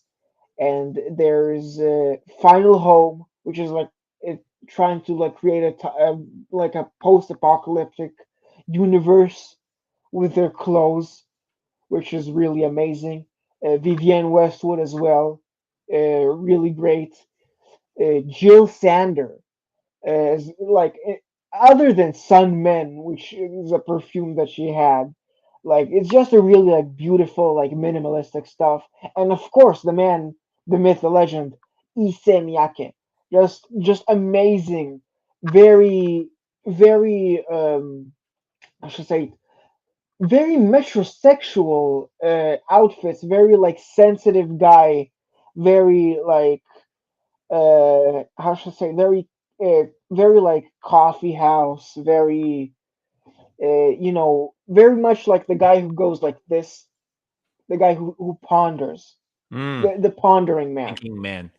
Yeah, the thinking man, really great. I'm just like I'm big on a lot of stuff. It's I really I have a lot of things which I'm into. Is how I can sum this all up. So it seems like you're into a lot of the arts now. Yeah. Now, watching or following any of this, does it inspire you to create anything or follow? Well, Like, does it plant a seed inside of you? Like, do well, you there. see I this guess and say, I "I love this, and I want to be part of this, and I want to maybe produce something like in this field, but from my own vision, from my own thoughts, from my own experiences." Well, yes, kind of. It's not something that I actively drive towards. And like, there's plans that I have for the future, which are sort of like a stable career and all that. But like, there's other stuff which is like, if the opportunity presents itself, if I see the door, which leads me to become like, I don't know, creative director for a Japanese perfume brand, I'll hop on it. Or like some of this like representative for, I don't know, this that company in Japan, because I really like Japan, and I'm uh, I'm just really like on Japan, and I'm like huge like how should I say it? I respect the culture without coming across as like a the type of person that's really into Japan in a way that's like not that comfortable to witness. I'm not that kind of person. I really enjoy Japan in a way that I hope is respectful. Hmm. Have you been to Japan? No, but I'm planning to be in Japan. Maybe interesting philosophy. I'm planning to be in Japan either this year or next year, which I really everything that I've almost everything that I've consumed about Japan makes me just want to go and experience it. Of course, Japan has problems like other countries as well. No country is a utopia. But yeah, it's just I really connected with the culture and the history and less the people. But I would like to get to know some of those people and see like what drives them. Like, it's a really interesting Yeah, country. well, they seem like they're a big consuming country, just like the US. They like sparkly, they like new, they like flashy lights. Um, I imagine they're very much mindset like the US or the Western world, except for it's in their own style. Like their style is very different than what we are here. they wear a lot of bright colors, very colorful, very bright, Well, very bold. that's one subset, of course, but like I said, there is the like the younger generation. There is that there's subset that wears all black. There's a subset that goes more muted. Japan is very varied, and this like Harajuku, like Lolita sort of fashion is there. Don't get me wrong, but I feel like as of now, it describes more like late 2000s Japanese fashion more than 2020's Japanese fashion, which is way more varied. But still, there is that like, a core, which I like to think of as flow. It's it's just everything in the silhouette just kind of expands outwards. It's like if Italians have sprezzatura, then Japanese people have this flow to them. It's Mm. it's like wearable wabi sabi to me. I don't know. It sounds like you found your passion, like that. When you speak of it, your eyes light up, and you sound like you know what you're talking about. That's something that I would look into Well, yeah, I do like I artistically or creatively. Look into that. well, yeah, sure. That's definitely an avenue. Yes, that's something I would definitely do in my spare time. Yes. There you go. All right, I'm going to have to run and cut this short, but I want to thank you for coming on and spending your time with us. It was very Yeah. lovely to meet you, to No, get to thank know you, you. Eugene. You've been very wonderful. Yeah, no, it's great. I like having new people on and learning whatever they have to offer. So thank you so much. I appreciate it. Come back anytime. Sure thing. Captain Al. Whenever the time zones align, you Yeah. know. Brian, Kevin, Rich, Mitch. Who else left? I think that was everybody, wasn't it? All right, guys. It was good seeing you. Dev, thank you so much. Appreciate it. Have You're a great welcome. year. We'll talk to you You soon. too. Everybody in the chat, have a great day. See you later. Bye, guys.